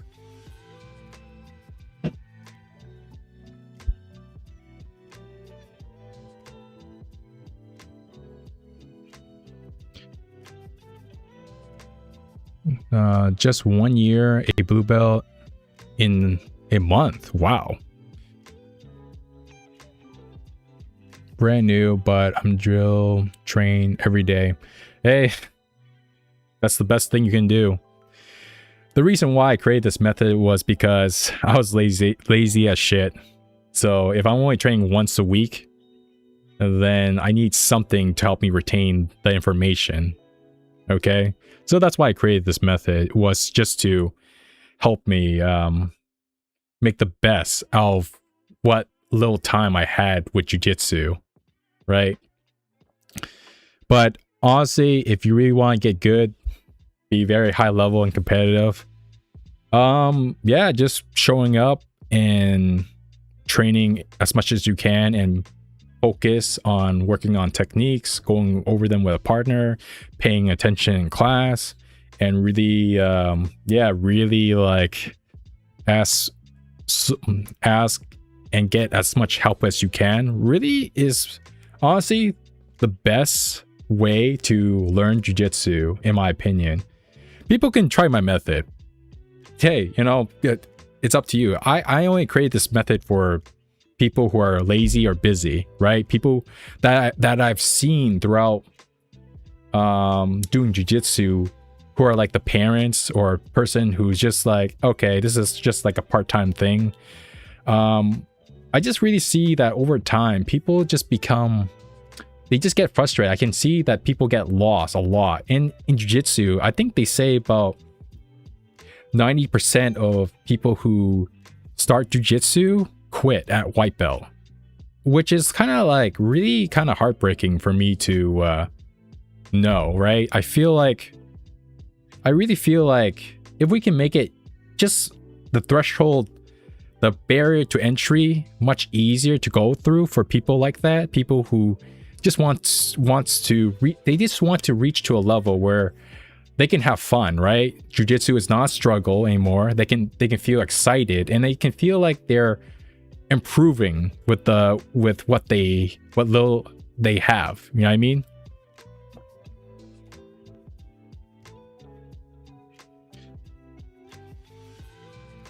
But yeah, I mean, if you've been doing jiu-jitsu for 1 year, Dorothy, and you got your blue belt, I mean, you seem very committed. And I don't know, I'm just saying, you know, you can use my method to help you memorize if it works for you, of course. But honestly, I mean, I feel like you're golden if you can show up as much as you can every day. But if life gives you lemons, like you got injured, or something happens where you can't train jiu-jitsu consistently like you used to, then hey, you know, my method maybe will welcome you with open arms if you can figure it out, and I'll try my best to explain to you. Feel free to definitely, if you can, maybe I should do this thing where I have viewers send me their notes so I can look over it and critique it for them and say, oh yeah, that's the right idea, and maybe you should, and then here's the next step of adding this. So yeah, it'll be like a back and forth of me critiquing your notes and slowly helping you figure how this method works. But yeah, just an idea. I've been a high-level competitor in other sports, so I know how much more important the method of training is than just showing up. Yeah, definitely. I agree with that. Because anyone can show up to church, but not everyone is paying attention. It's like showing up is a good advice, but also a bad advice, I feel like. Because if people tell someone who's only showing up once a week just to show up, I don't think that's gonna really work out. But if someone's training every day, yeah, that's a great advice. But it's what you do on the mats, of how you spend your time, is the most important than just showing up. Because if you just show up and just goof off or not being serious, then you're not gonna get good at jiu-jitsu. You're just gonna, I don't know, you're just wasting your time at that point, to be honest.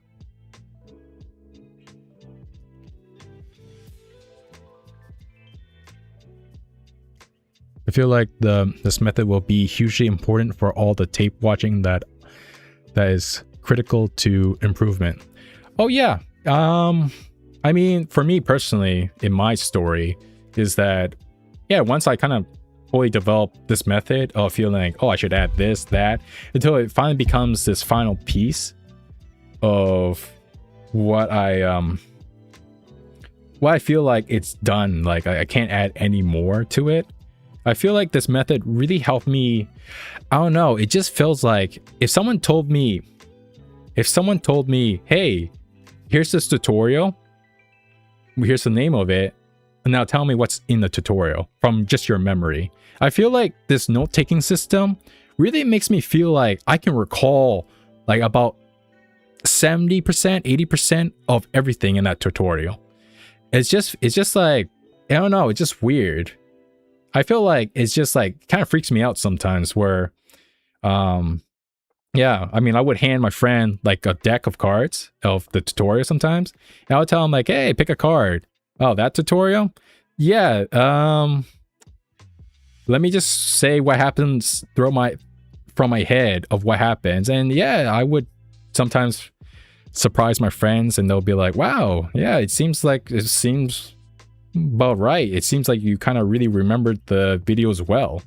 And I'm like, yeah, I'm just kind of, I don't know. I'm just kind of like surprised of how well it works for me. Like I felt like I can almost like remember very accurately of what's going on in the videos.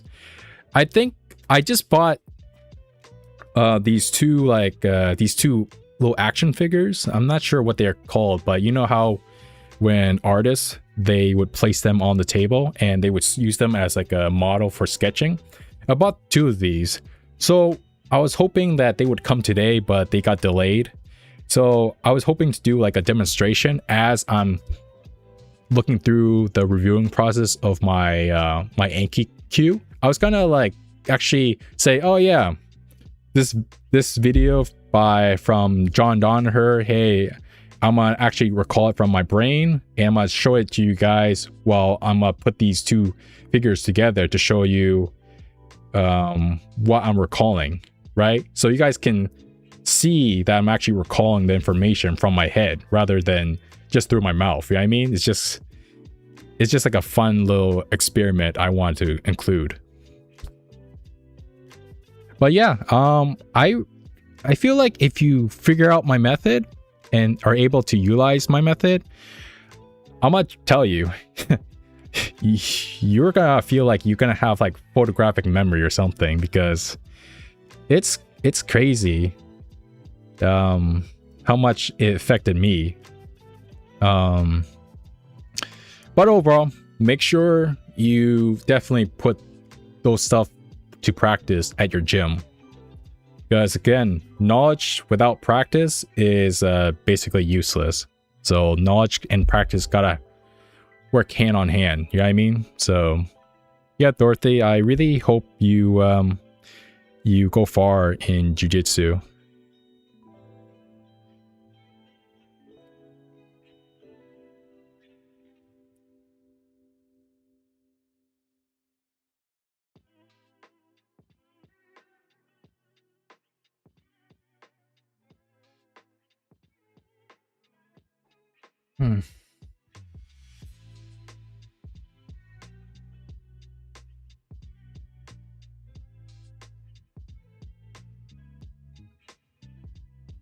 Oh, Tearso, is it Tears XO? Again, Tears, let me know if you're confused. I mean, I'm here if you're still watching.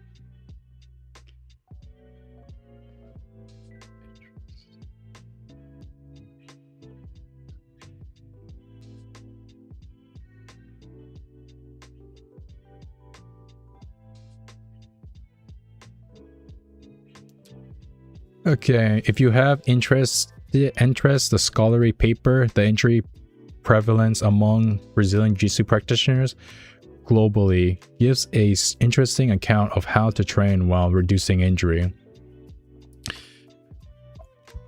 Dorothy, do you take supplements or anything like that when you train? Do you take any like fish oils or magnesium or anything like that? Yeah, I mean, this injury prevalence among Brazilian Jiu-Jitsu practitioners globally, yeah, I'll definitely take that look. I mean, it's good to know more of how to train smartly. Especially when it comes to jiu-jitsu. I see a lot of guys, older guys at my gym who have knee problems a lot. So that always kind of scares me whenever I train. And man, jiu-jitsu is just hard on the body as you get older. For me, I'm like about 29, but like after turning 25, for some reason, if you can figure this out, for some reason, after turning 25, my body just started to, ache, get sore. It's like, yeah, that's normal, right? You get sore and you feel good about it. But for some reason, my body started to like, when I used to work, like when I worked out hard or do jiu-jitsu kind of heavy at the gym, the next day I just feel sick, feverish. I feel like my body is not, it's sore, but like in an agonizing way where I can't sleep. And I guess, I don't know. And then things started to, my joints started to kind of like, I don't know. It felt like, yeah, I was kind of, my body's changing, I guess.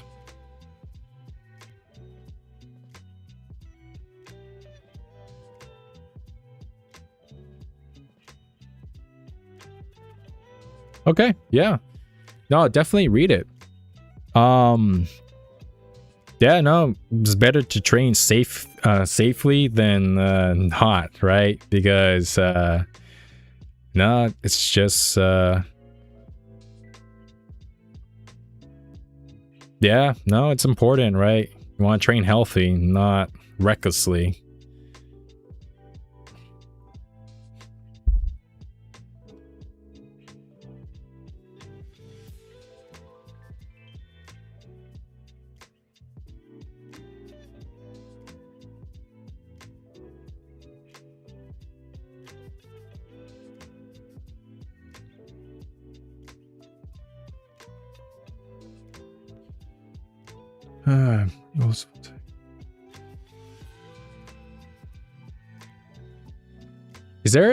Did they make a video of that, of the injury prevalence among Brazilian Jiu-Jitsu practitioners globally? Did they make a video about it? Because I would like to watch it.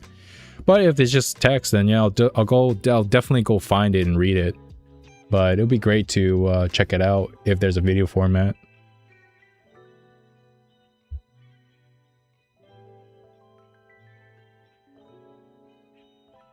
Another interesting stream idea would be users send short YouTube videos with techniques that you break down in your system live. Oh yeah, that'll be fun. And I want to take it up a notch where, yeah, you know, throughout the stream, if a user or viewer of mine wants to say, hey, can you like, here's the card that you claim to remember, can you recall it right now in the live stream? I'm like, sure, yeah, I'm down. Let me try to recall everything. You pull up the video and I'm gonna put a bag over my head or cover my eyes with some blindfold, and I'm gonna try to recall what's in the video the best I can. Okay, but yeah, I mean, yeah, no, it's an interesting stream idea with those type of videos.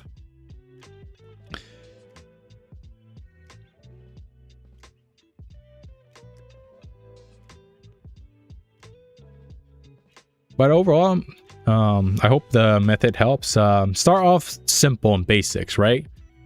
Try to forget about the parentheses and the other symbols. Try to slowly incorporate them one by one And just start off with the basic of abbreviation and plus, okay? Just do that for now. And over time, I feel like if I help you one piece at a time of knowing how to place the parentheses, knowing how to use the equal signs, it's just like it'll start to be more organized and more structured, that it really helps you carry your visualization and your connection and from just the context of what's happening into really the main idea of helping you, give you these hints that help you, like these abbreviations are basically a way to guide your thinking and visualization into the right direction until it leads you to the answer. So that's basically how you should think about this sort of code method way, is that your notes are supposed to make you think and make connections. Again, if your notes are too clear, too specific, too like detailed, then it doesn't help the brain think. And honestly, just make the brain will probably be like, what's the point of thinking and visualization and connecting with this material if the notes is already doing it for me, because it's so descriptive, so detailed, that why think about it?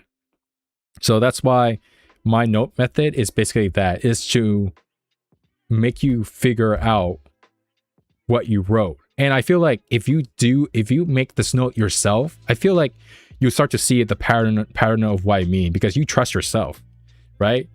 You trust yourself that wherever you write on your notes that's very cryptic, that you know that you're the only person who is looking at that notes will understand. You know, other people around you will be like, what the fuck is this? You know what I mean? But like you, as long as the notes make sense to you, then it's working, right? It doesn't have to make sense. You're not making these notes for other people. You're making these notes to make sense for you. So that's why I wrote, when you guys see my notes like this, it's cryptic, it's weird, but it's making me think, right? It's not giving me the answer. It's making me figure out the answer.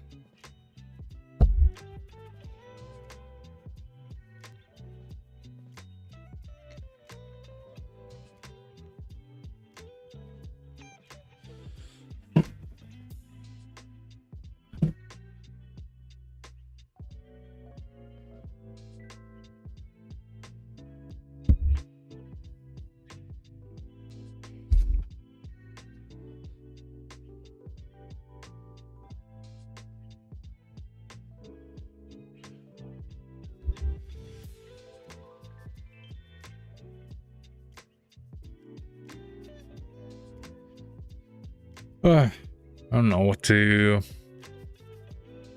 check out now.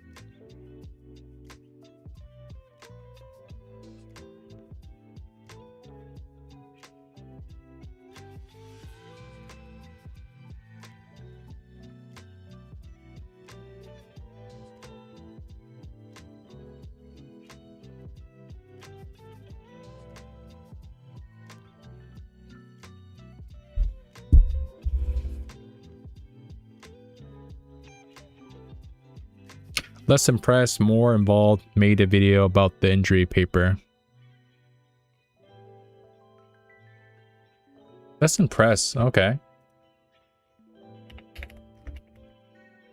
Oh, huh. Less impressed, more involved. Let me see. Injury.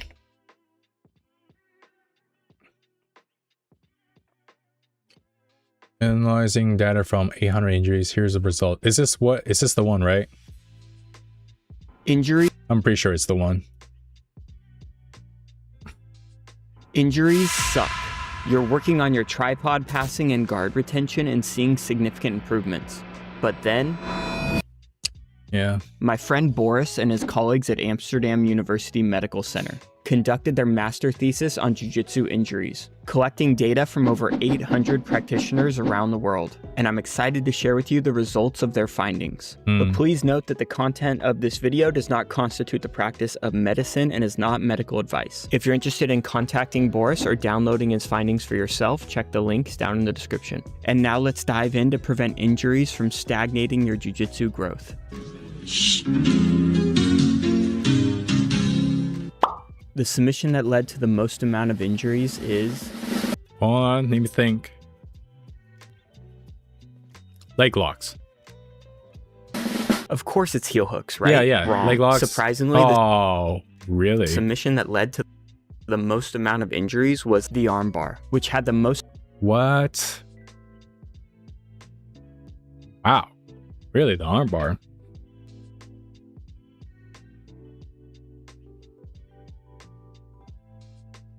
Inside heel hook is only 20. Wow. Toe holds 24.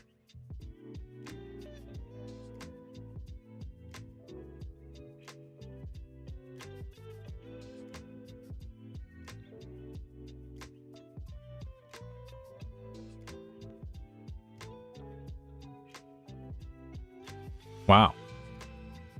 Okay.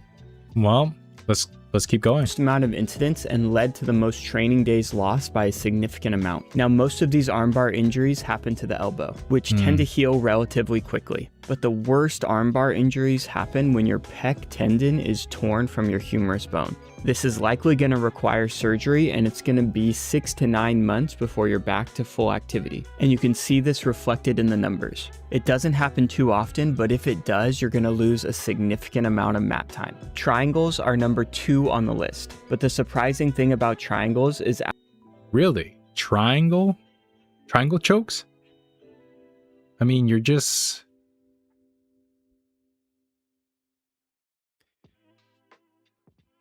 I bet the triangle injuries were from the people doing it, hurting their knee. Oh, yeah. Okay, yeah, that makes sense. I mean, yeah. I think I would definitely imagine, like, yeah, if someone like is rolling with a person who has broad shoulders or whoever. Give me a second. Or who is much bigger, heavier than them. Like if I was doing like a triangle choke on someone who's like, yeah, like 200 pounds and broad shoulders, and I tried to like lock it in and I accidentally throw my foot over my ankle rather than like right kind of on my shin bone, then yeah, there's a risk of kind of ankle locking myself. Out of these 17 incidents, 11 of the injuries happened to the person applying the submission. So how did that happen? 11 of the injuries... Yeah, he had this. He locked it in. These happened to the person applying the submission. What the... So be careful out there. Oh my god. Wow. When you're attempting your triangles. And a lot of that seems to come down to creating a good angle to facilitate an easy lock of your legs. And also being wary of the stack, as it can lead to other injuries like ribs, back, or neck. Now for the person yeah, makes sense. defending the triangle, most of the injuries happen to the shoulder and the neck. So the takeaway for me here is to tap to the triangle if you feel pressure to your neck or shoulder. Especially in training, even if there's not any choking pressure, it's better to tap and preserve your body so you can live to train another day. I tap. As soon as someone gets me in submission in rolling class, I tap immediately. I'm not messing anything up. Like my coach always told me, like when I first started jiu-jitsu and he saw me going hard and heavy, and you know, I was a white belt, I had no idea what I was doing. I thought going hard as I can and trying to not get tapped, the mindset of, oh, you know, brute strength. My coach told me, like, what are you doing this for? Like, why going so hard and trying to, like, and you're gonna hurt yourself. What's the end goal? Are you gonna get like anything out of this? And it made me think, yeah, why am I getting out of this? I'm not really learning anything. Brute strength. If I'm just doing brute strength and going crazy at somebody, it's gonna definitely lead to injury. And what am I getting out of this? If I get injured myself, then it's like, what am I learning? I'm not learning anything. I just hurt myself. I'll be off from class for a couple months. Like, I don't want that to happen. You have to understand it's skill development. Don't take it personally. Yeah. Now this one I frankly didn't expect to even see in the top 10, but calf slicers really 8.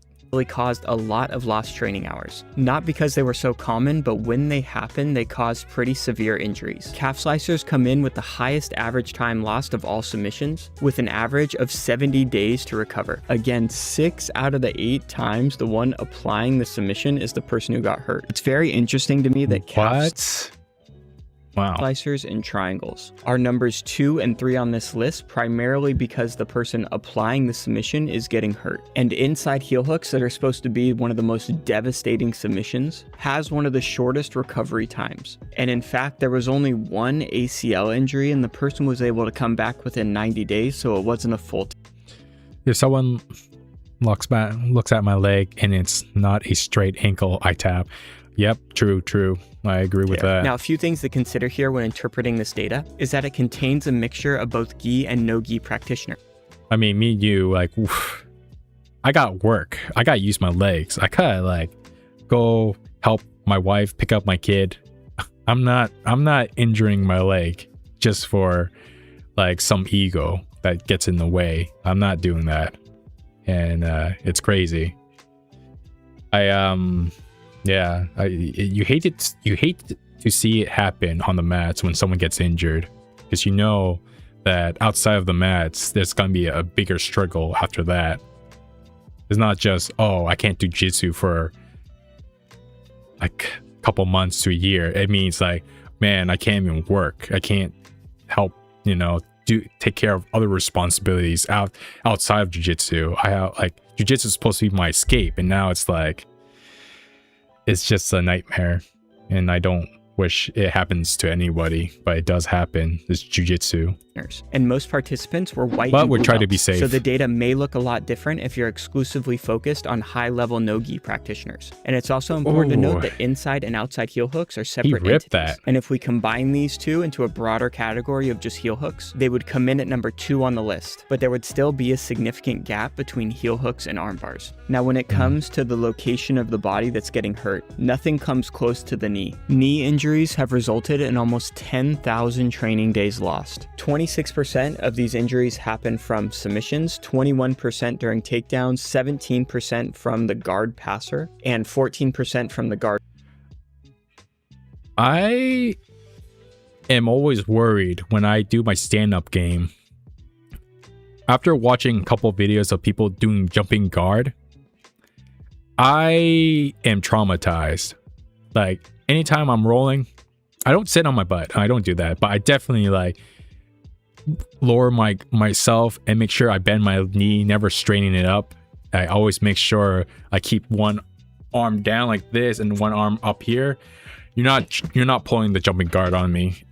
If someone stupid that I ever meet tries to pull that on me, I swear to God, that's I'm not letting that happen. I'm preventing it.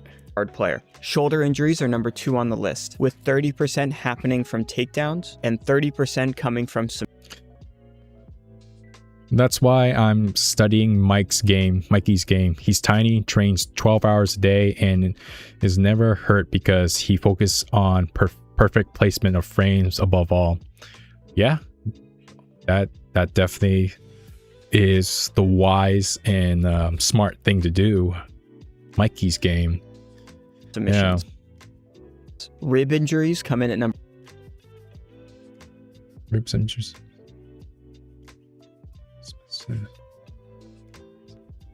Number 3, with 25% happening from just random stuff, 25% while the guard was getting passed, and 15% while being taken down. Now, these numbers are a combination of training and competition injuries, but the nature of training versus competition injuries tend to be different. 50% of injuries that happen during competition are due to submissions, but submissions only account for 20% of injuries in the training environment. On top of this, injuries that happen during competition tend to be more severe, and they take an average of 7 more days to heal. And as far as frequency, if you compare 1 hour of training time to 5 minutes of competition time, you are 10 times more likely to get hurt during that 5-minute match. So if you... I used to do competitions, and I don't know, I just feel like it's not worth it anymore. Especially like, definitely injuries of how hard we're going at each other. I'm glad I never got injured from jiu-jitsu yet. But yeah, competition, I was wondering, like, because in my competition, I have actually, like, I don't know, I was doing some sort of ankle lock on my blue belt competition, and I definitely hear a bunch of pops on this guy's ankle, and I just felt like really bad. Like, after this is like, we go to a competition, we pay $100 entry fee, and at the end of it, sure, we had fun, we met new people and everything, but it just feels like, you're just getting this medal, this plastic medal, and you're not getting any cash or anything. And when people get injured, it's just I don't feel like competition is really worth it unless you're really like, you're getting paid for it, you're well trained, and this is your life. Then go ahead. You are planning on competing, there is significant risk of injury, mostly due to submissions. Now, although you're much more likely to get hurt in competition, the majority of injuries happen during training, due to the countless hours we all spend practicing compared to the limited number of competitions we have. This means that to reduce injuries as a whole, we need to 1, prepare our bodies for the daily grind of training, and 2, create a safe training environment. Now, to prepare our bodies, the biggest takeaway that I got from this data is to be in the Goldilocks zone and try not to be too fat or too small. If you weigh over 110 kilograms or 242 pounds, your risk of injury goes significantly up. And also, if your BMI is under 20 or over 30, you have a significant chance of injury, especially if you're over the age of 40, as your injury rate increases significantly. And if you have the ability to be a female, I suggest you do so. As far as belt level goes, it seems like there's a big drop off in injury once you get to purple belt. And in terms of years, it seems like that big drop off in injury tends to happen after training for 7 years. Having a strength and conditioning program outside of jiu-jitsu was slightly protective to injuries, but nothing too substantial. Now, one thing that's very interesting to me is when we start to compare the submissions that led to injuries from competition and training. We can see in competition that there were no injuries caused by other, but when we look at training, the other category is substantial. And if I'm interpreting this data, what I attribute that to is the wear and tear that we put on our bodies through our training schedule. And when your body's broken down, that tends to lead to just injuries happening. So taking care of our body can help us prevent these others from happening. Now for the training environment. Well-respected people like John Danaher and Jordan Teaches Jiu-Jitsu have free resources talking about what entails a safe training environment. Creating a safe training environment should drastically reduce the injuries caused by things like arm bars, which would have a major effect on injuries as a whole. And Danaher implements a few simple rules to create this environment. So what we always preach in the gym when we work potentially dangerous positions like this, you can extend the arm, but you can't hyperextend it. Okay, so that's your first safety rule. Understand the difference. You can take an arm straight, no problem, but you can't take it beyond that. The 3-second rule is a simple safety rule, which dramatically lowers the rate of injury in a given training room. If you can hold an arm in a state of extension for 3 seconds, you could have broken the arm. Resources like this are great for understanding what entails. Real jiu-jitsu is very fast. And I learned that a lot when I did competition, and it was they go really fast with that. Like, it's not like a slow arm bar of laying back. No, they're ripping that thing. They're going quick. And I just realized, it opened my eyes, honestly, to jiu-jitsu, of how deadly jiu-jitsu can be if you really take it seriously, if you really plan on really making the other guy's life miserable. Jiu-jitsu is It's fast. It's a safe training environment. But in this video, I wanted to share with you the information that you'll only see here. It's probably no surprise that the vast majority of injuries that happen during training come during the free sparring rounds. And the numbers drop significantly when we transition to positional sparring or games. One of the more surprising statistics to me is that the numbers show warming up does not prevent injury. In fact, if you never or only occasionally warm up, you're less likely to get injured than people who often warm up. Now, when trying to decipher this, I think it's important to understand that these metrics aren't taken in isolation. For example, it could be the case that someone like Helena, who's a female aged 12 to 22, has been training a long time with a normal BMI. Someone with characteristics like this is going to have a very hard time getting hurt, regardless of the environment they're put in. And it could be the case that people who are less inclined to get injured tend to not warm up, whereas people who are more inclined to get injured tend to do more of a warm-up, thus making these statistics a bit skewed. So this is just an example to show that while statistics can be interesting, you should not look at them in isolation and often take them with a grain of salt. But nonetheless, I found the study from Boris and his team very interesting. And if you did as well, you can download the results for yourself down in the description. Wow. Oh, thanks for sharing the video. That was really eye-opener, but geez, it's just the best thing you do is train, decently. Don't overwear yourself. Definitely pay attention to your body, rest when you need to. Make sure to tap more often. Yeah, that was great.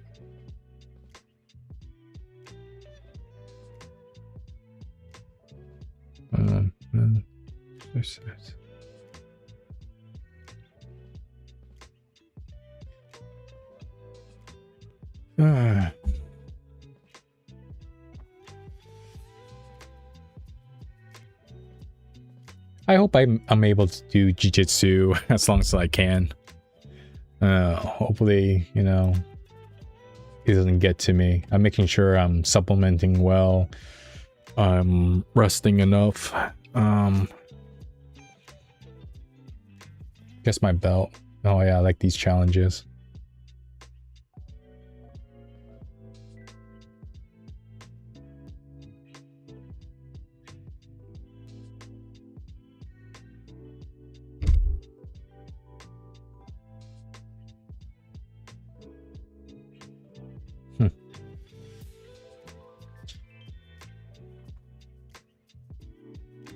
So this.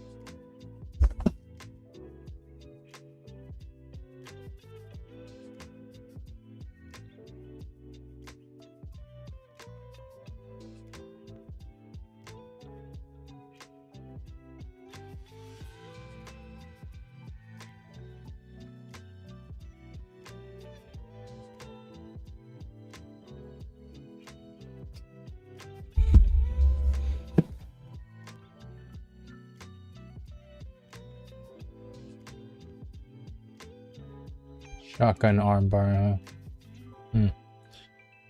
huh? Man. So, if anyone has any questions, feel free to ask me. I have some time left. Definitely gotta end the stream soon. Especially my wife kind of went downstairs and she was kind of giving me a glance. So I'm like, okay, yeah, probably gotta go upstairs and gotta do something.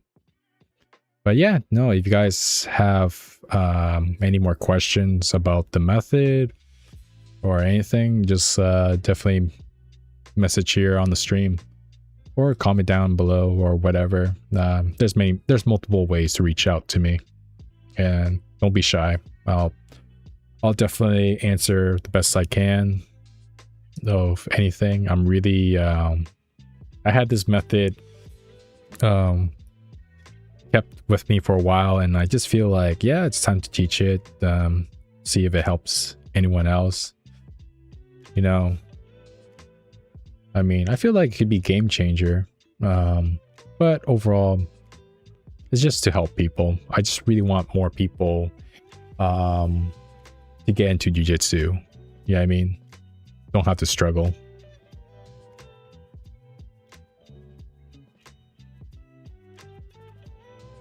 I think some people, let's see.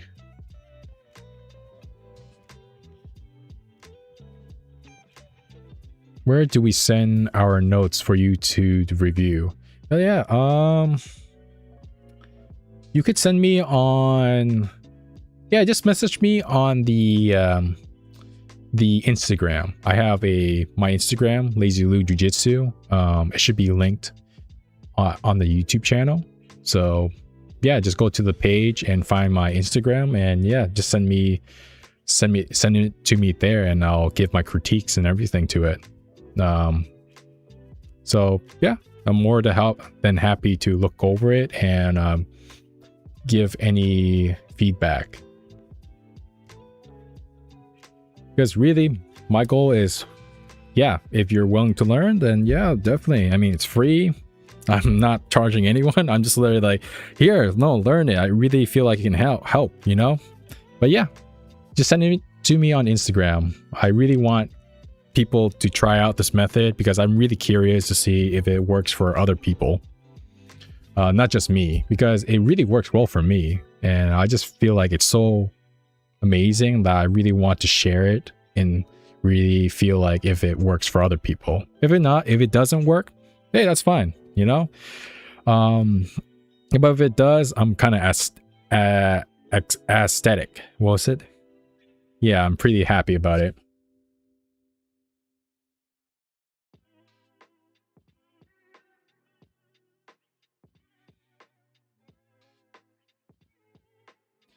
But yeah, no, I think, yeah, definitely Northeast Slippers, message me.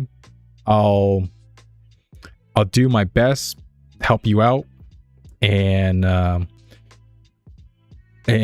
yeah, show you the best I can, and hopefully, yeah, you'll definitely see the benefit of it.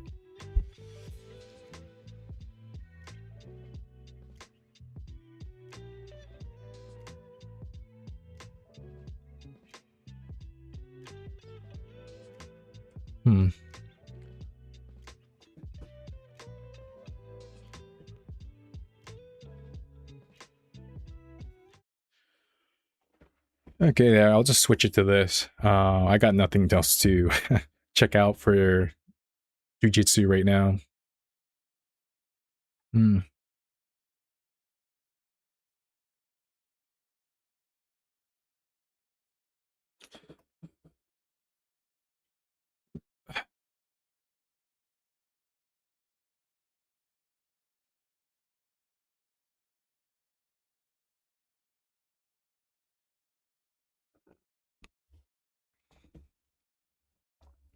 But yeah, Dorothy Slippers, make sure you are, yeah, make a playlist. Start small for now, okay? If you want to get started, pick a tutorial that's like 5 minutes long on YouTube, wherever, right? You know, and start trying to, first just trying to like make your abbreviations, or you can use mine, of course, but make your abbreviations. And the idea is, don't be too specific about your abbreviations, right? Just make sure it's enough where it's like a hint, okay? Just type it throughout watch the whole video, and basically try to, yeah, code it the best you can, and then send it to me, and I'll look over it. Okay? Don't forget about the parentheses. Forget about the equal signs. Just use the plus signs, okay? Use abbreviation and plus sign. Abbreviation, plus sign. And then the timestamp at the end, okay? Yeah, forget about the less than and greater signs. Okay, start off very basics. Just use the plus signs. And then eventually I'll show you how to use the equal signs and things like that. But it's all in interpretation, right? Your notes, again, it's basically interpretation of how you want to use the equal signs, of how you feel like you should use the less than and greater signs or the parentheses. The parentheses are way to organize things more cleanly, because if you just read a straight row of code and you don't feel like, that's why I use the parentheses, is to make it more organized, explain what this is, an arm bar, right? Parentheses, what's between the parentheses, explain the arm bar, and yeah, I'm just connecting to it.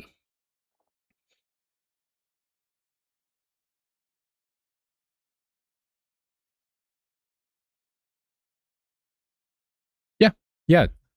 I would do a notation of Keenan Cornelius, only close guard escapes you need, and send it. Yep, do that. Keenan Cornelius. Yeah, no, he has good stuff.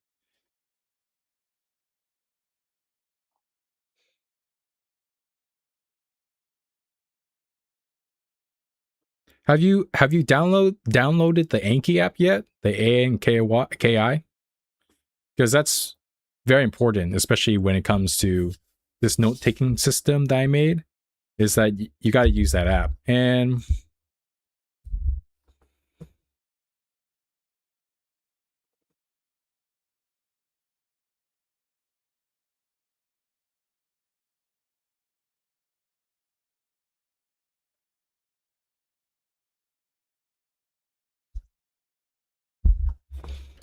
oh, shoot, I forgot. Music's not here. Can I add it from here?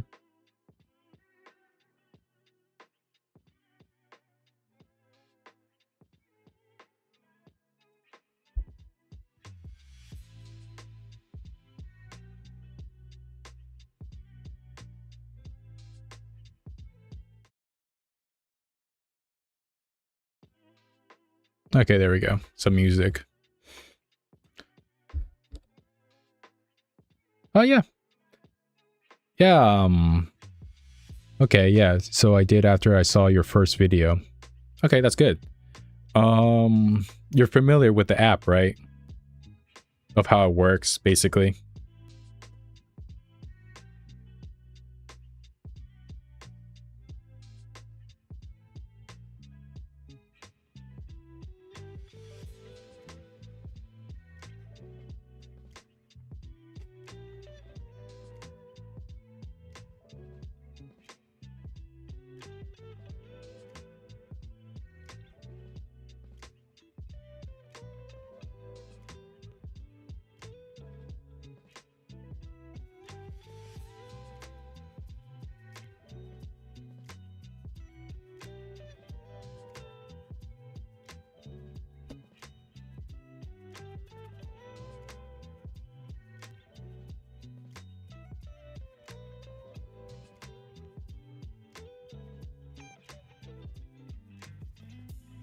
Just letting anyone know that, yeah, I'm in the process of trying to make a video about how to memorize language vocabulary. So if you happen to want to go to class and you meet like a BJJ student from Brazil, Asia, Japan, wherever, and you want to learn their language while rolling with them or just surprise them, then yeah, if you have the Anki app, there's another step to it that I can show you that uses mnemonics and storytelling to help you effectively memorize vocabulary, a language. Or if you're planning on to travel overseas and you want to learn a language quickly, then yeah, it definitely it definitely helps.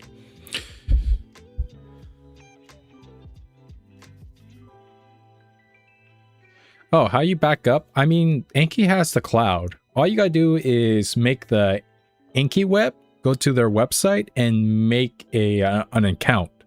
It's free, and yeah, just put your email, make the account through the Anki's application or website.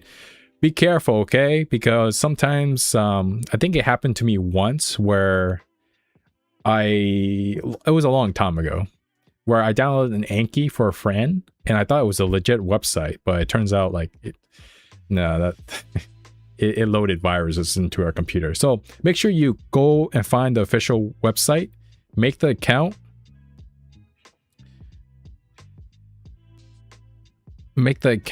and what was it? Yeah, and then after that, you should go on your app on your phone or your computer, and there should be a button that says synchronize. Oh, okay. Lean Nguyen. Yeah, the person who said sleeping husband, that's basically my wife. So, yeah. So ignore that.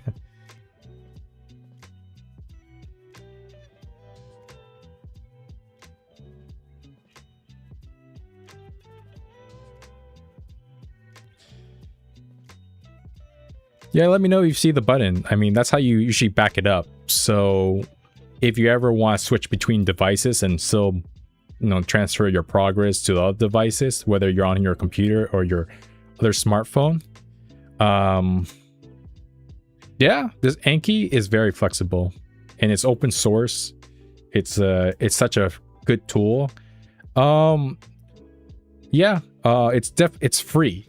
Okay, it's free to download on computer, phone, except the iPhone, of course. The iPhone somehow charges you $25, but yeah, any other phone like Android, Galaxies, or anything, it's free.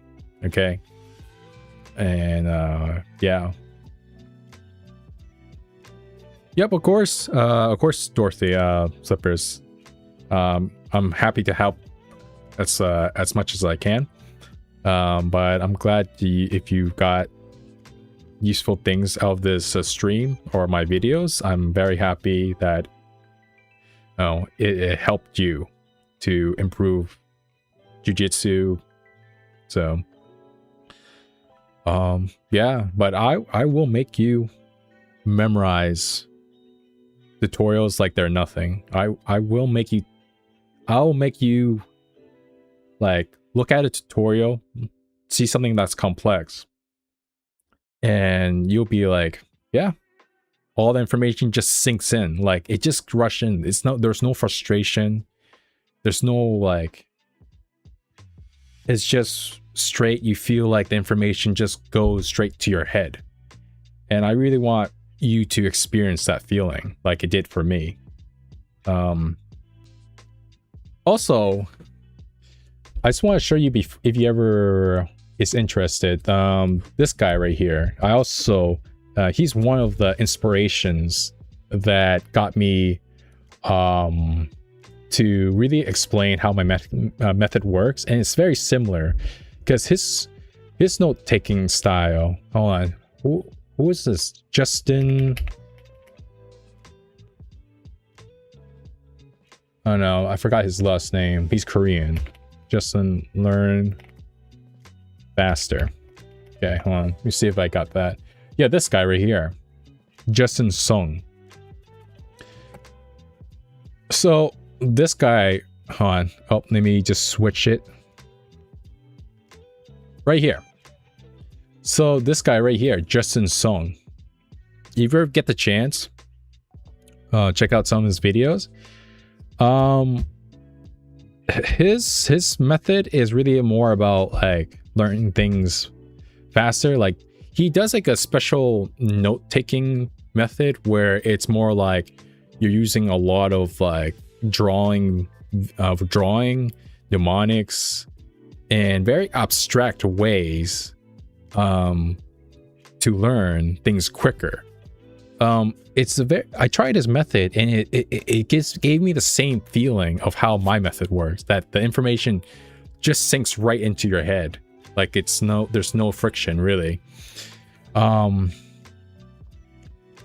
His method is like mind mapping, and it's a very interesting concept. It's the same thing. It makes you think and make connections, right? It's not his idea is the same thing as kind of my idea, is that the less descriptive you are, the less word you use, the better your notes are, the more effective your notes are. And, you know, people might be thinking, oh no, like that's crazy thought. Like you gotta copy and paste your notes, be descriptive as you can. But that, in reality, that's not, you're not really doing yourself service by doing that. But if you can, check this guy out. He's very good. I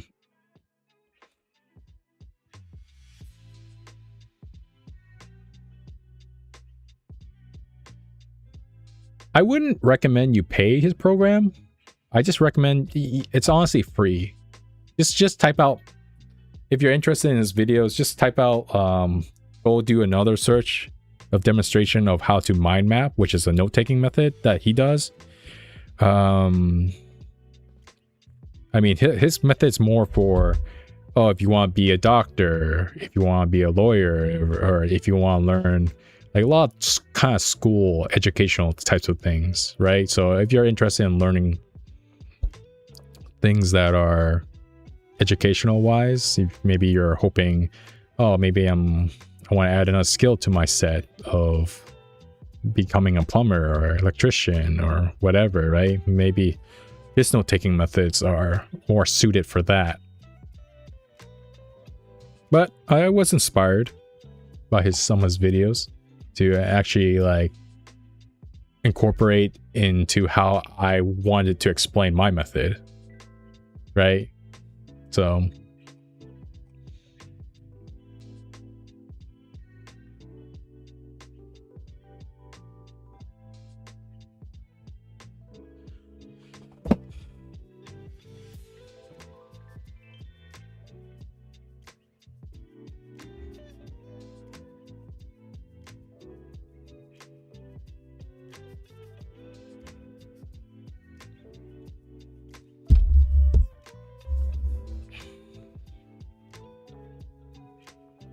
again, for anyone who's watching or who is currently watching the stream,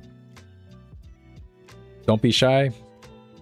Message me, try out the method, and I'll make you memorize any Brazilian Jiu-Jitsu tutorial you want, you know? Like, you'll be shocked at how fast, how you feel like the memory just, like the information just sinks in your head. You're not gonna feel frustrated. You're gonna be impressed with yourself of how you're able to memorize things successfully. I really believe that this method can help people. Right? But yeah.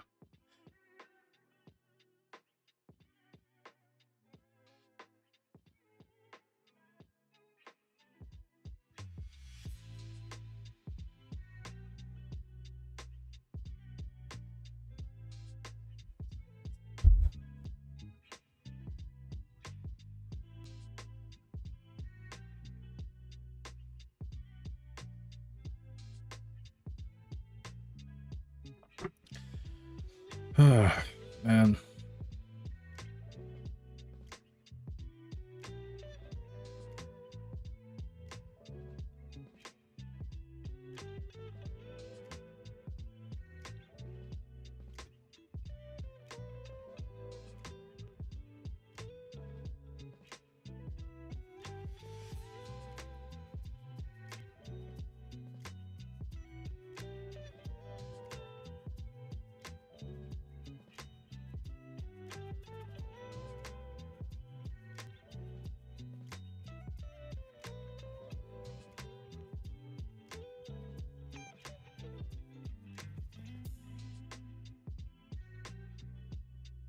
Oh. Hey, thanks for joining the stream, Dorothy Slippers.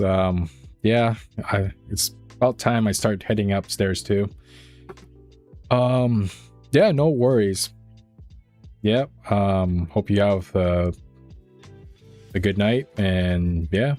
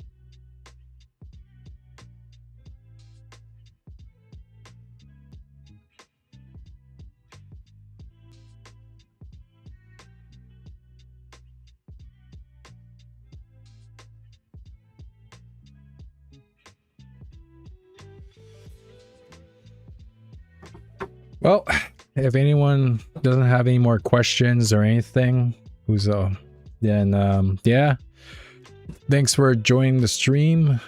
I will catch you guys on the next one. That'll be Friday. It's the same time, 7:30. So hopefully I can think about all of what you guys said, especially you, Yo331. Definitely, I will think about more of your questions that you've asked, and this really helps me to get out there to really be able to think of ways to help people with certain questions or certain confusions. And this is great. It gets my brain thinking of, okay, how do I explain this more simpler? How do I explain this better? And you know, because I'm showing the method, and it's always good to have feedback. And with everything, the only way you get better is that you get constant feedback.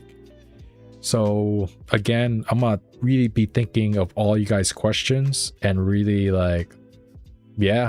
formulate it and really see if the next time that anyone who joins my my stream and watching it and have the exact same answer, I can answer it more confidently and more effectively.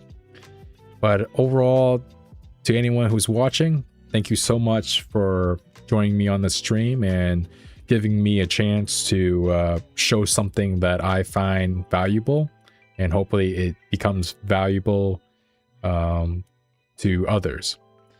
But anyways, thanks for watching, and I'll see you guys on the next stream or next video I post. Okay, so see ya.